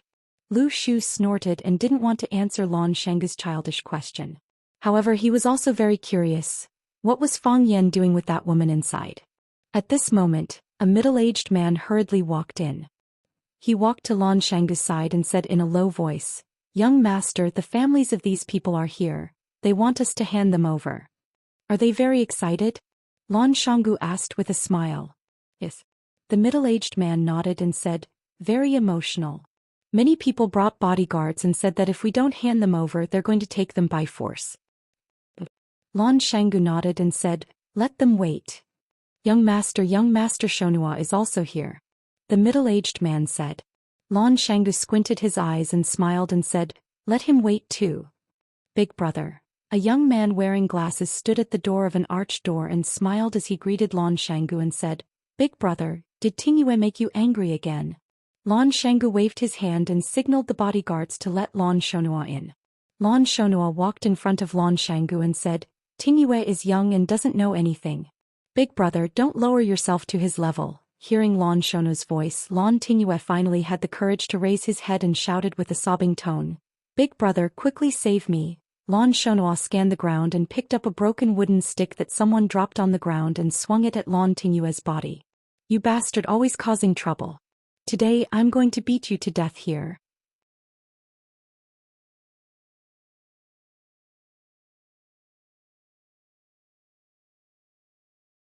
Chapter 629. Lan Shonhua used half a stick to beat Lan Tingyue's face. Lan Tingyue's nightmare that had just ended began again. He clutched his head and wailed, begging for mercy. Big brother, don't hit me, I'm going to die. Big brother, spare me, I know I was wrong. If there was a ranking list, Lan Tingyue could be chosen as the most tragic person in Huaqing today. Which heavenly king and great immortal did he offend? First, he was beaten up by his cousin. When his own brother came, he thought a savior had come. Was there a savior who would beat someone to death like this? Lan Shanggu stood at the side and watched coldly. When even he felt that Lan Shonhua was too heavy-handed, he stopped him. No, forget it. He's just a child who doesn't know any better. Who would lower themselves to his level? Lan Shonhua once again raised the wooden stick and smashed it against Lan Tingyue's back twice. Only then did he stop, panting heavily. Normally, I have taught him to be humble and cautious, to know his place and not to do anything illegal. Big brother, what wrong did this kid do today? Lan Shanggu looked at Lan Shonhua with a ruminating gaze. You don't know what he did, so you swung the stick to hit him? Anything that can make big brother angry is naturally not a good thing. Lan Shonhua looked as if he was thinking from Lan Shanggu's perspective. Lan Shanggu sighed softly. Shonhua, it's been a few years since we sat together to drink and chat, right? Lan Shonhua nodded. Big brother has been busy, so I didn't find the time. It's not that there's no time or opportunity, but there's a gap between us. Lan Shanggu said. Lan Shonhua's expression froze, then instantly returned to normal. He smiled. Big brother Shanggu, why do you say that? I've always treated you as my most respected and admired big brother. Something like a gap has never appeared in my heart. Really? You're not secretly happy that I ran away from home? You're not happy that you've taken over the position of successor? You're not worried that I'll come home and take away everything you have now? Big brother, I've never thought like that. Lan Shonhua said with a serious face. If I have such a thought, let me be struck by lightning. Bullshit. Being struck by lightning is the biggest bullshit. Lan Shanggu sneered. If I could control thunder and lightning, I'd throw a bolt of lightning and split anyone who said such a thing in half. You know you're lying, and neither the sky nor the lightning will strike you. So, you swear as if you're drinking plain water and you don't have any psychological burden? Lan keeps his promise. I can be honest with you. You occupied my previous position and I felt uncomfortable. I asked Grandpa to let me take care of the Lan family, but he didn't agree. This was what I was thinking. Moreover, I can also tell you that if I want something, I will try my best to get it. I will do it openly and above board. Who doesn't have a bit of selfishness? He was a saint without selfish motives. Are you a saint? Of course not. Do you know what Grandpa said to me when I went back? Lan Shanggu looked at Lan Shonhua and asked. I wasn't there, I don't know. Lan Shonhua's mental fortitude was excellent, but under the aggressive attacks of Lan Shanggu, he had a hard time defending. He once again experienced the ability and strange thoughts of his big brother. He asked me about Jiangzhulu. I told him it was true. Grandpa was furious. He said that although tigers are fierce, they don't eat cubs. How is this behavior different from beast? Grandpa also said that father and son killing each other and brothers fighting each other is a tragedy. He didn't ask anything of us except that we don't kill each other. Lan Shonhua, do you think you can do that? Lan Shonhua broke out in a cold sweat and said, I can do that. Let us brothers compete fairly. We won't regret it. Good brother. Lan Shanggu hugged Lan Shonhua's shoulder and said with a smile, this is a good man of the Lan family. Big brother. Lan Shanggu looked at Lan Tingyue lying on the ground and said, Shonhua, please take Tingyue back first. I still have some things to discuss with them. Big brother, don't be rash. When I came in, there were already many people gathered outside, Lan Shonhua sincerely advised. Lan Shanggu patted Lan Shonhua's shoulder and said, Shonhua, don't worry. I know what I'm doing. Lan Tingyue's voice was mournful and shrill. It traveled out of the small courtyard and into the distance. Even the parents and elders who came to take their children home were shocked when they heard it. What kind of punishment was their children suffering inside? Thinking of this, their anger rose rapidly. A middle-aged man rushed to the black-clothed bodyguard at the arched door and shouted sternly, Let Lan Shanggu out. Say that Li Mingliang wants to see him. If he still wants to live in Huaqing, he better give me face. What right does the little thief of the Lan family have to be so arrogant? Let me tell you, if anything happens to my daughter, even if a strand of her hair is hurt, I will burn down his lousy Blue Mountain Club. Why is he so arrogant? A middle-aged woman bared her fangs and brandished her claws. Someone charge in. Whoever can save Wang Ming, I will reward him with 1 million. No, 5 million. A middle-aged man wearing glasses and carrying a black briefcase walked over. He looked at the old butler of the Blue Mountain Club, Fong Hao, and said, Sir, I am Lin Jing, a partner of the Tianxing law firm. Our boss's son, Mr. Qin Guijing, was imprisoned when he was spending money at your club. I want to understand the situation. First, I need you to guarantee Mr. Qin Guijing's safety. If he suffers any harm, we will pursue the civil and criminal responsibility of the Blue Mountain Club and everyone in the club. Second, what law did Mr. Qin Guijing break to be imprisoned by you? Third, who imprisoned Mr. Qin Guijing? Does the other party have the right to restrict the personal freedom of others? Fong Hao stood up straight and said, Lawyer Lin, please wait a moment. Our boss said that he will definitely give you a satisfactory answer. Lin Jing sneered and said, An entertainment venue imprisoning a consumer for no reason. This kind of behavior is already very unsatisfactory, right? Fong Hao bowed slightly and said, The boss said that he will give you a satisfactory answer. That answer will definitely satisfy you. Let's hope so, Lin Jing said. We just don't want this answer to make us wait too long. Otherwise, we won't be satisfied. Of course I won't. A clear voice rang out. The men in black split into 2 rows. A tall man walked out from the middle of the crowd. Lan Shanggu, he's Lan Shanggu. He's the bastard who imprisoned our child. Lan Shanggu, hurry up and release my son. Lan Shanggu cupped his hands towards the angry crowd and smiled. Good evening everyone, I'm Lan Shanggu. I'm sure a lot of people here already know me. Lan Shanggu, what do you want? Li Mingliang angrily shouted. Lan Shanggu looked over and smiled. Sorry for the disrespect, so it's Hall Master Li of 14K. Hall Master Li, I don't want to do anything, I just want to discuss a business deal with everyone. You captured our son and daughter and you still want to discuss a business deal with us? Li Mingliang was furious. What if this business deal is related to your child? Lan Shanggu smiled and asked. What do you mean? It's like this. Lan Shanggu smiled as he scanned the crowd and said, Lan Shanggu had an important guest in the past few days. This guest is really expensive. Normal people wouldn't be able to see her. Lan Shanggu, what are you trying to say? What does your Lan Shanggu's important guest have to do with imprisoning our child? Someone became impatient. Because this guest is very expensive, so I wanted to give her the best I could. And that's exactly what I did. However, someone just had to jump out and cause trouble. Not only did she listen to someone else's song for free, she even went to the guest's room to cause trouble. Kicking the door, cursing and even asking the guest how much the price is. You're all seniors here, please enlighten me. Something like this happened to you, how would you deal with it? Who is this guest? Maybe it's your Lan Shanggu who's spouting nonsense in front of us. If it was someone else, I'd be thick-skinned enough to borrow their tiger skin. Lan Shanggu really doesn't dare. Lan Shanggu smiled and said, one of the 7 addicts of Wuxia, Luqi. Mr. Luqi, I know you definitely haven't seen her before. But you should have heard of her, right? Luqi. How could it be her? Luqi is in the City of Flowers.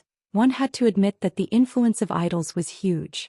Many of the people present had heard of Luqi's name and there were even die-hard fans of Luqi, although they might not have even heard the songs that Luqi played. How can you prove that she is Luqi? Does Mr. Luqi need anyone else to prove it? Lan Shanggu asked back. If it were you, would you dare to use the name of Luqi to do something like this? Lan Shanggu, don't use the name of Luqi to scare us. Tell us, what kind of business do you want to talk about? Lan Shanggu laughed heartily and said, isn't this the point? Your child went to kick the door and cursed. I have to give Mr. Luqi an explanation. You all know how powerful Mr. Luqi is. Even if you don't know, you should be able to imagine. Her fans are not just the few of you and my Lan Shanggu. If I don't handle this matter well, the Lan Shanggu Club will have to take the blame. So everyone tell us, how can we appease Mr. Luqi? Li Mingliang thought for a while and asked carefully, is 1 million enough?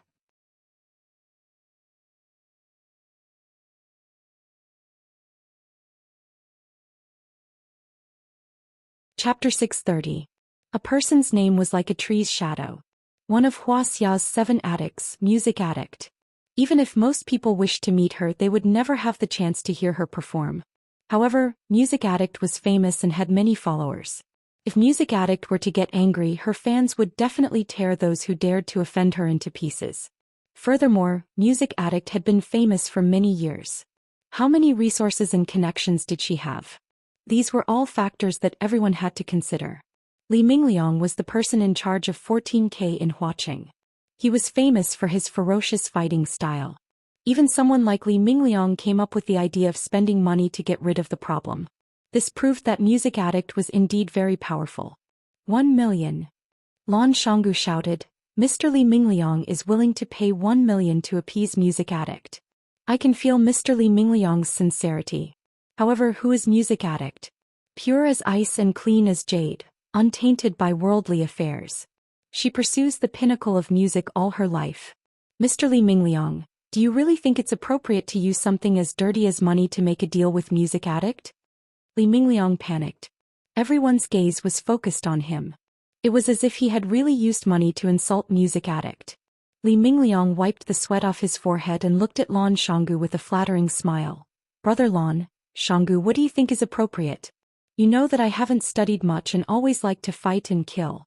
Can you help me come up with an idea? How can I redeem my son Li Xiang? Is 5 million enough?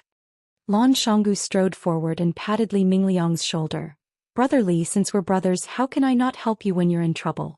To be honest, it's not very elegant to talk about money with music addict. Who is music addict? Does she need your 3 to 5 million? Then what should we do? Li Mingliang grabbed Lan Shanggu's arm and asked. I have an idea.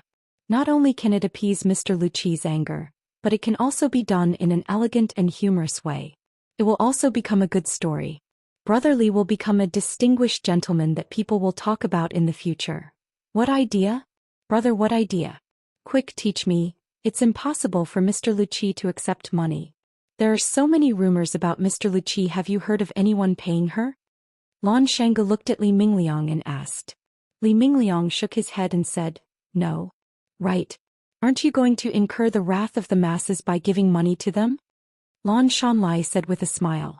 Seeing that Li Mingliang was about to panic again, Lan Shanggu patted the back of his hand to calm him down and said, Mr. Luqi has come from afar. Shouldn't we, as the hosts of the City of Flowers, show our hospitality? What does Brother Valley mean? Brotherly gives Mr. Luqi a piece of jade, a painting, a zither and a flute. Do you think this bad thing will become a good thing? Did dirty things become elegant things?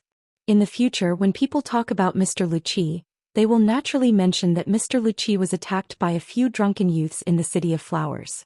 The youth's father felt very guilty and gave him a zither as an apology. Yes, it's the zither that Mr. Luqi is playing with now. Brotherly, think about it.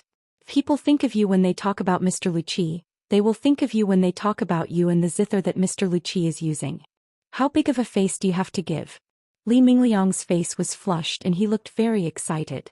He grabbed Lan Shanlai's arm tightly and said, Thank you, Brother Valley, thank you, Brother Valley. This is a good idea. Where can I buy a zither? I'll go buy it now, I'll go buy it now. Lan Shanggu glanced at the old butler Feng Hao. Feng Hao immediately stood up and said, Mr. Li, our Blue Mountain Club has a treasure house. It happens to have a good zither called K-Bai. Although it's not as famous as green damask in Jiaowei, it's still a rare treasure. K-Bai. That's it. I'll take it. Li Mingliang said heroically. Mr. Li, this K-Bai is boss's collection. I'm afraid boss won't be willing to part with it. Li Mingliang looked at Lan Shanlai with a pleading expression and said, Brother Valley, please help me to the end. Can you help me settle this matter? Just think of it as me owing you a favor. Lan Shanggu hesitated for a while and sighed. Since Brother Li has spoken, I can't refuse your request. This K-Bai is indeed part of my collection. I bought it back for 10 million and also found a top-notch zither master to maintain it. How about this? I'll part with it for 12 million, and let it become a wonderful story between Brother Li and Mr. Luqi. When Li Mingliang heard 12 million, his expression stiffened slightly. But when he heard that he could make a legend with Mr. Luqi with just 12 million, Li Mingliang's eyes lit up once again. That was one of Wuxia's 7 fanatics. Luqi. Not everyone had the chance to gift a zither to Luqi. He, Li Mingliang, was a famous general in the history of music. This was something that no amount of advertising money could buy. I'm taking this K-Bai. Don't fight with me. Li Mingliang shouted. Brother Valley, I'll write you a check right now. Feng Hao walked over and said, Mr. Li, you can go and inspect the goods first. You can write a check afterward. Li Mingliang nodded and said, Okay, I'll go and inspect the goods first. What about my son? Lan Shanggu smiled and waved his hand. Brother Li, once Mr. Luqi calms down, your son will naturally appear in front of you. Good. Good. Thank you, Brother Valley. Li Mingliang clasped his hands and turned to follow the old butler to the treasury. Brother Lan, I also want to buy a gift for Mr. Luqi. Can you recommend something for me? Sister Li, it's good that you have such thoughts. I'm just afraid that Mr. Luqi won't like ordinary items. Unusual items are too expensive. Of course it's expensive. The woman in luxurious clothing sneered. That Li Mingliang is just a hooligan. If he can give Mr. Luqi a 12 million K-Bai, how can our Zhou family not give something decent to Mr. Luqi? Brother Lan, don't think about saving money for our Zhou family. You have to recommend me a gift that's better than Li Mingliang's K-Bai. You have to make others mention my gift when they mention Mr. Luqi. Of course we have to mention Sister Li Mi who gave Mr. Luqi a gift, right? Lan Shanggu laughed loudly. Li Mi's expression was a bit shy. She said, I've heard Mr. Luqi's performance before. That song really belongs in the heavens and stinks on the earth. I've always thought that if I had the chance to meet her, How great would that be? Now that there's such a chance, our Zhou family naturally won't fall behind. Lan Shanggu nodded, thought seriously, then said, Mr. Luqi likes flowers. Every time he performs, he would place all kinds of flowers at his place of residence. I have a peony painting in my treasury. It was painted by a famous Tang dynasty master. How about sisterly take a look and see if you're interested? That's great. Li Mi nodded happily. Valley, I owe you a favor today.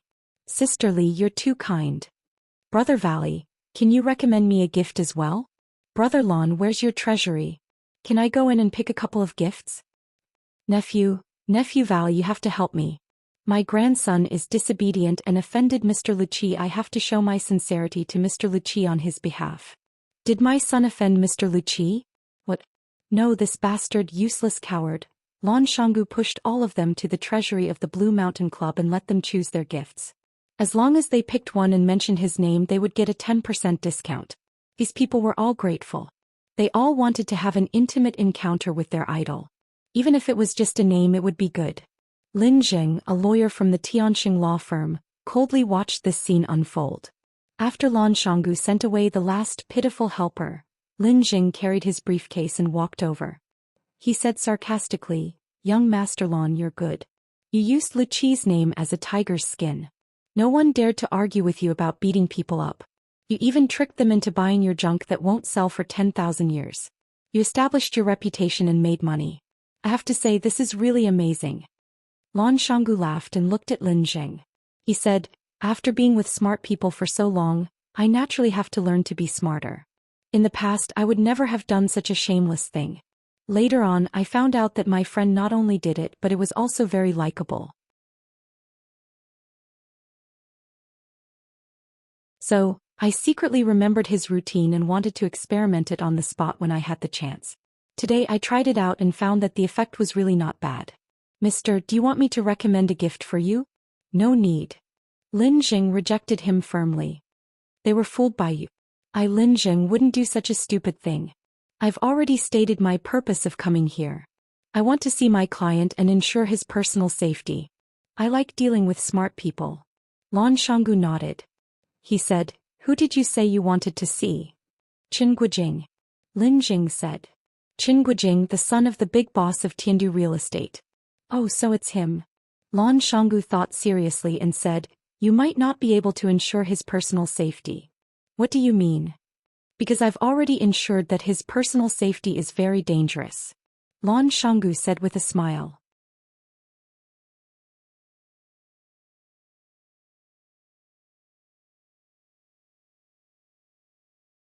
Chapter 631. Lan Shanggu, don't go too far. Lin Zheng's face was full of anger. If anything happens to Lin Guijing, we definitely won't let it go. Lan Shanggu sneered and said, I'm bullying you, so what? Lan Shanggu, look, it's true that people who aren't from the same family don't enter the same door. I was wondering why I felt a little familiar looking at you. When Qin Guijing was scolding me, he was also very arrogant, but I beat him until his face was swollen. He lay on the ground and pretended to be dead. He didn't even move when I kicked his butt. Now you're playing the same trick again. First you threaten me and act like I'm not afraid of you. Then you act like you're angry after being slapped in the face. Lan Shanggu looked at Lin Jing unkindly and said, I'm not giving face to your Qin family today. What can you do to me? Lan Shanggu was no longer interested in talking to him. He turned around and walked towards the small courtyard inside the clubhouse. Lin Zheng's face turned green and then white. He stood still for a while before remembering that he had to confirm young Master Chen's safety. He also rushed into the courtyard. Sir, I'm sorry, you can't go in. The man in black stopped him outside. Lan Shanggu, let me in or I'll call the police. Lin Jing shouted at Lan Shanggu's back. Lan Shanggu turned around and smiled. No need to trouble you. I'll call the police too. Attacking a woman and smashing my private clubhouse. The police will be here soon. Lin Zheng's face turned green. He took out his phone from his pocket and started to make a call. Lan Shanggu walked next to the willow tree and saw that Luqi's room was still closed. He said, Still not out. Oh. There's no movement either. Oh. If we stay here any longer, their children will run out and call us uncle, Lan Shanggu said. Should we prepare the red packets in advance? The willow tree looked at Lan Shanggu and said, "You've earned a lot of money by using Luqi's name, right? Jealous? Humph. I had no choice." Lan Shanggu said. "If I didn't know that young master had such a deep relationship with Luqi, I could have pretended not to know anything about this. However, since I already knew that he had a close relationship with Luqi, and Mr. Luqi happened to be wronged at the Blue Mountain Club in Orchid Valley, I had no choice but to stand up for her. It's rare for Mr. Luqi to come to Huacheng. We should ask her to bring back some local specialties." Pointing at the young masters lying on the ground in the courtyard, he said, "It just so happens that these idiots jumped out to make trouble, so naturally their fathers have to make some contributions." The willow tree's face was full of disdain as he said, "You just want to make some money after showing off your power. Do you really need to make yourself so great?" Lan Shanggu laughed and said, "I knew I couldn't hide anything from brother Lu Shu.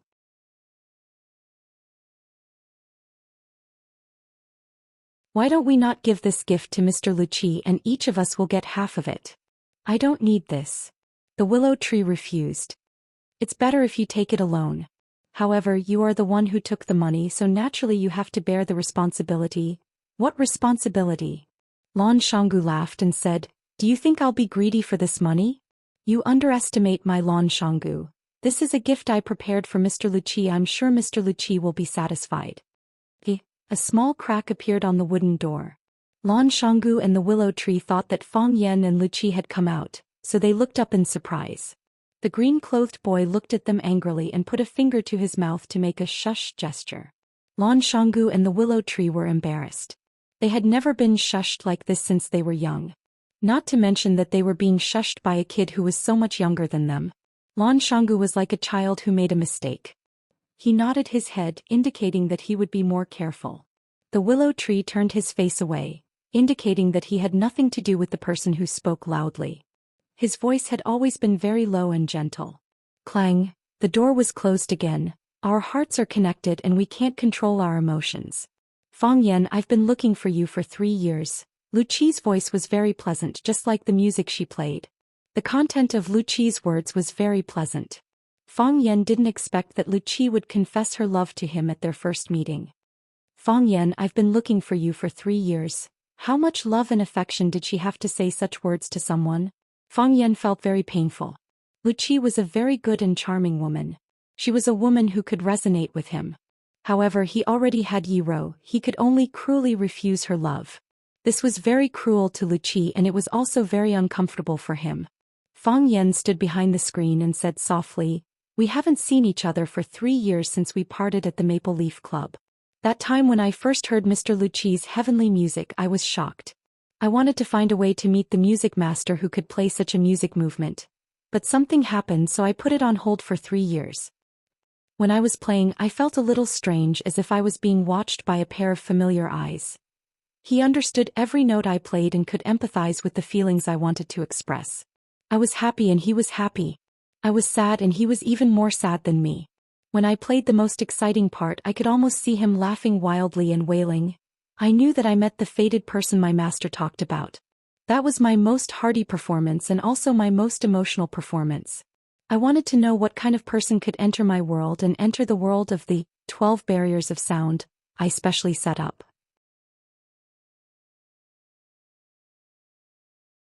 After the song, I immediately asked my disciple Wanwan to go outside to find the fated person.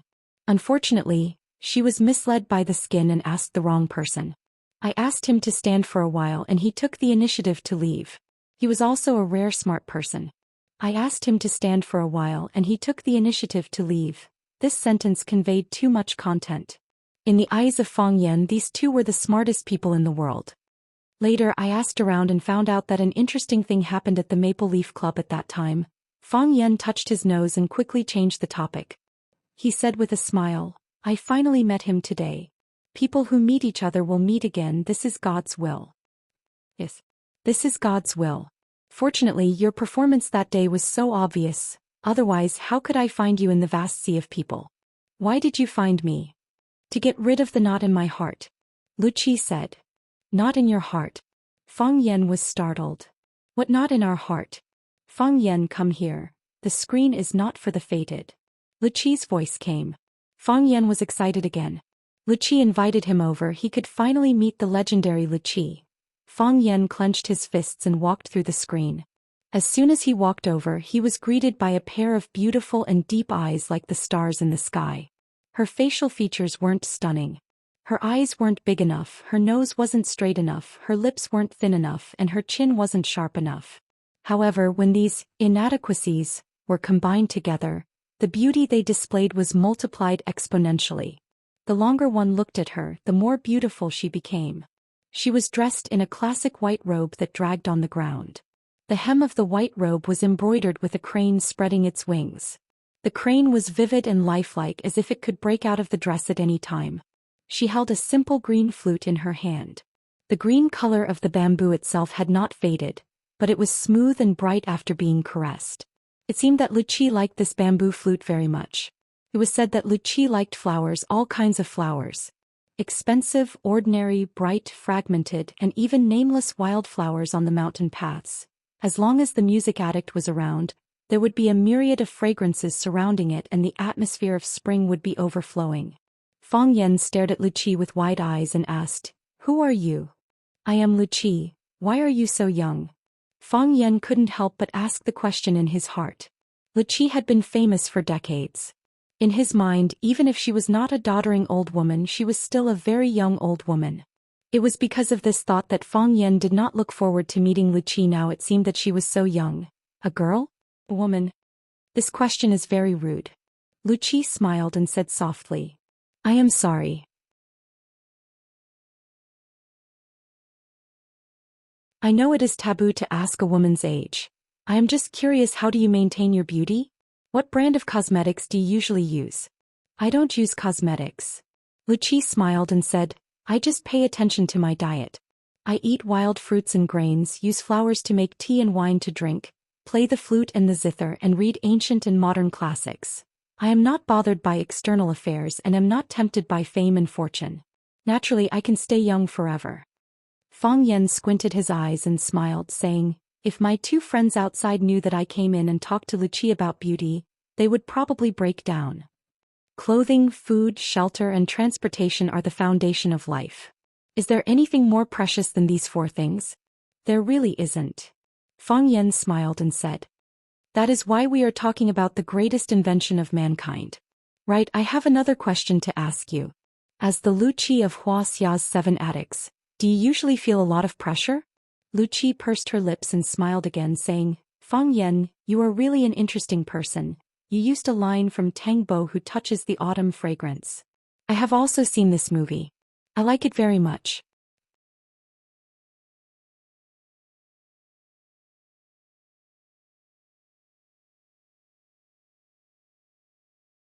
Chapter 632. Many boys had tried their best to make an appointment with the girl they liked, but always lost the precious opportunity because the topic was inappropriate or because the goddess felt that you were a boring person and had nothing to say to you. If you did not look like Wu Yanzu or your father was not Wang Jianlin, they would not give you a second chance. Therefore, the first impression was very important. Of course, Fang Yan would not make the mistakes of those rookies.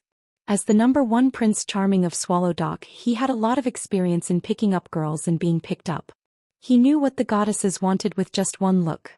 He knew that they were not interested in this topic with just one small movement of the goddess and quickly changed the channel. Fang Yan did not want to talk about music with the music addict because he did not understand and that would expose his ignorance. Fang Yan did not want to talk about martial arts with the music addict because he did not understand and that would expose his ignorance. So, what should people talk about when meeting for the first time? Fang Yan thought about it and decided to use the old way he used to pick up girls. First, praise the other party for being young and beautiful and having good skin. Second, ask about the other party's health and maintenance tips. Whether it was a woman or a goddess, they would find it difficult to refuse others' praise. If you could compliment someone with a sense of hierarchy or freshness, it would be easier to gain points in front of the goddess. In addition, let the goddess take the initiative to talk. After throwing out a topic, quietly wait for her reply. After she had said a lot of things, he threw out a second question from what she had said. Everyone has the desire to show off. Leave the opportunity to show off to the goddess. Quietly listen to her talk and give affirmation and approval in time. In this way, the chatterbox between the two was opened, and the relationship between them naturally became closer. Moreover, the goddess felt that you were thoughtful and not boring. The next time she wanted to show off and talk, you would be the first person she thought of. After Fang Yan used this trick, the effect was very obvious. The two people who met each other for the first time happily talked about health and movies. In an instant, they became infinitely closer to each other, as if they were close friends who had known each other for many years. A lot of people like Journey to the West, but I like Tangbo, who touches the fragrance of autumn more because I feel that the characters in it are especially lively. Every time I see him draw, I feel especially excited, as if I'm the one waving the brush and splashing the ink. As the head of the 4 great talents in Jiangnan, Tangbo, who disguised himself as a slave for the girl he liked.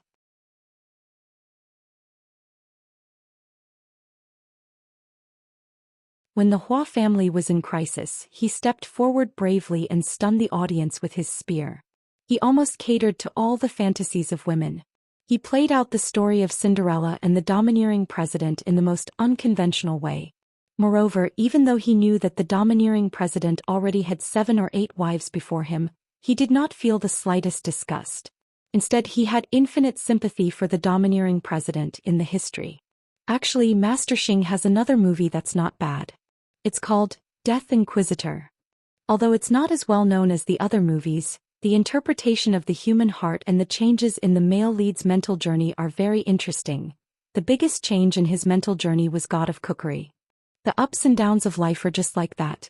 From health to Stephen Chow, from Stephen Chow to Huaxia's movies, from Huaxia's movies to the history of international movies, and then to the music in classic movies. Finally, the two reached an agreement.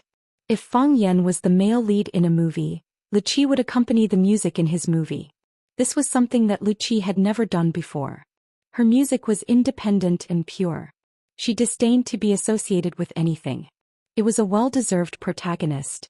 However, she agreed to do such a thing for Fang Yan. It was clear to see how far their relationship had developed. The child in green was holding the teapot and dozing off. When she closed her eyes, her master and Fang Yan were chatting. When she opened her eyes, her master and Fang Yan were still chatting. Fang Yan gulped down the herbal tea in the cup and looked at the music addict with a satisfied expression. He said, "People outside must think that we are talking about the multiple realms of music. At the very least, the topic should be the source of your creation and creative ideas. Are we getting off topic?" Lu Qi shook her head and said, "I'm obsessed with music, but music is not everything in life. A writer's life is not always about writing, and an artist's life is not always about painting. Only by living can I create works that touch people's hearts. I'm just an ordinary person like you. I'll go shopping like an ordinary person, eat at roadside stalls, and buy a pair of jeans that cost 100 yuan. I'll try all kinds of lifestyles. But the essence of doing all of this is still for music?" Fang Yan asked with a smile. Lu Qi nodded and said, "If it was before, I would think that I was doing it for a living. But now I have to confess to everyone, I'm doing it for music. When there's a true intention in your heart, everything becomes utilitarian. It's all right. My greatest ambition is to make a good piece of music. I wish you success." Fang Yan, "What? Maybe I need your help," Lu Qi said with a serious expression. Fang Yan grinned and said, "If it's anything else, I can help." "But you said music. I really can't help you with that. I've never had any musical talent since I was young." Lu Qi's expression was solemn as she said, "No, you can definitely help." Fang Yan saw that Lu Qi didn't seem to be joking and realized the importance of the problem. He looked at Lu Qi and asked, "Are you serious? How can I help you?" "Wait until the opportunity comes," Lu Qi said. "There have been several precedents for this." "Precedents? My master also met his fated person. So they created the song Su Wu Shepherds. After my master's master met his fated person, he created the song Bright Moon, which is a masterpiece that can be passed down for generations." "Your master is?" The previous generations. Lu Qi. Fang Yan's eyes widened as he asked. "The title of Lu Qi can be inherited. The title of Lu Qi has existed for hundreds of years, and every person who has held the title is a member of the music gate. Each generation's Lu Qi will choose an excellent successor and impart all of his knowledge to her so that she can become the best musician and performer. This way no one in the outside world can compete with her. Furthermore, Lu Qi is extremely strict when it comes to accepting disciples. If her disciple isn't skilled enough, she would rather let the position of Lu Qi remain empty than push her disciple away. Fang Yan pointed at the green-robed boy who was sleeping next to him and asked, "She's the next Lu Qi? Wan Wan is talented and has a high chance of becoming the next Lu Qi after me, unless an even more talented person appears in the music gate. This is what it means to be born well rather than learn well." Fang Yan sighed softly. "So the title of Lu Qi has been taken up by people like you." Lu Qi chuckled and said, "That's exactly what it means to promote a virtuous person." Fang Yan thought, "Mo Qingdi is one of Huaxia's 3 dragons, should I inherit his title as well? Huaxia's azure dragon Fang Huohua. That sounds quite impressive." "I've learned another big secret," Fang Yan said with a smile. "However, I also have a little secret to tell you." "What is it?" "I'm afraid someone wants to borrow your tiger skin," Fang Yan said. "Is it the Nalan mountain valley outside the gate?" "That's right," Fang Yan smiled and replied. "This person's thoughts are complicated and pervasive. I'm sure he won't let a great deity like you go." Lu Qi nodded and said, "He stood up for me, so I owe him a favor. If he wants to borrow it, I'll lend it to him." "You're such a kind person. Isn't he your friend?" I don't know him very well. I wouldn't do what he did." Fang Yan immediately cut off his relationship with Lan Shanggu. Lu Qi stood up, walked to Gu Zheng in the corner and said, "I'll use a song called Hero, to thank our friends from Flower City for their hospitality." The sound was clear, then became passionate. "A hero cherishes a hero, sending him off again and again."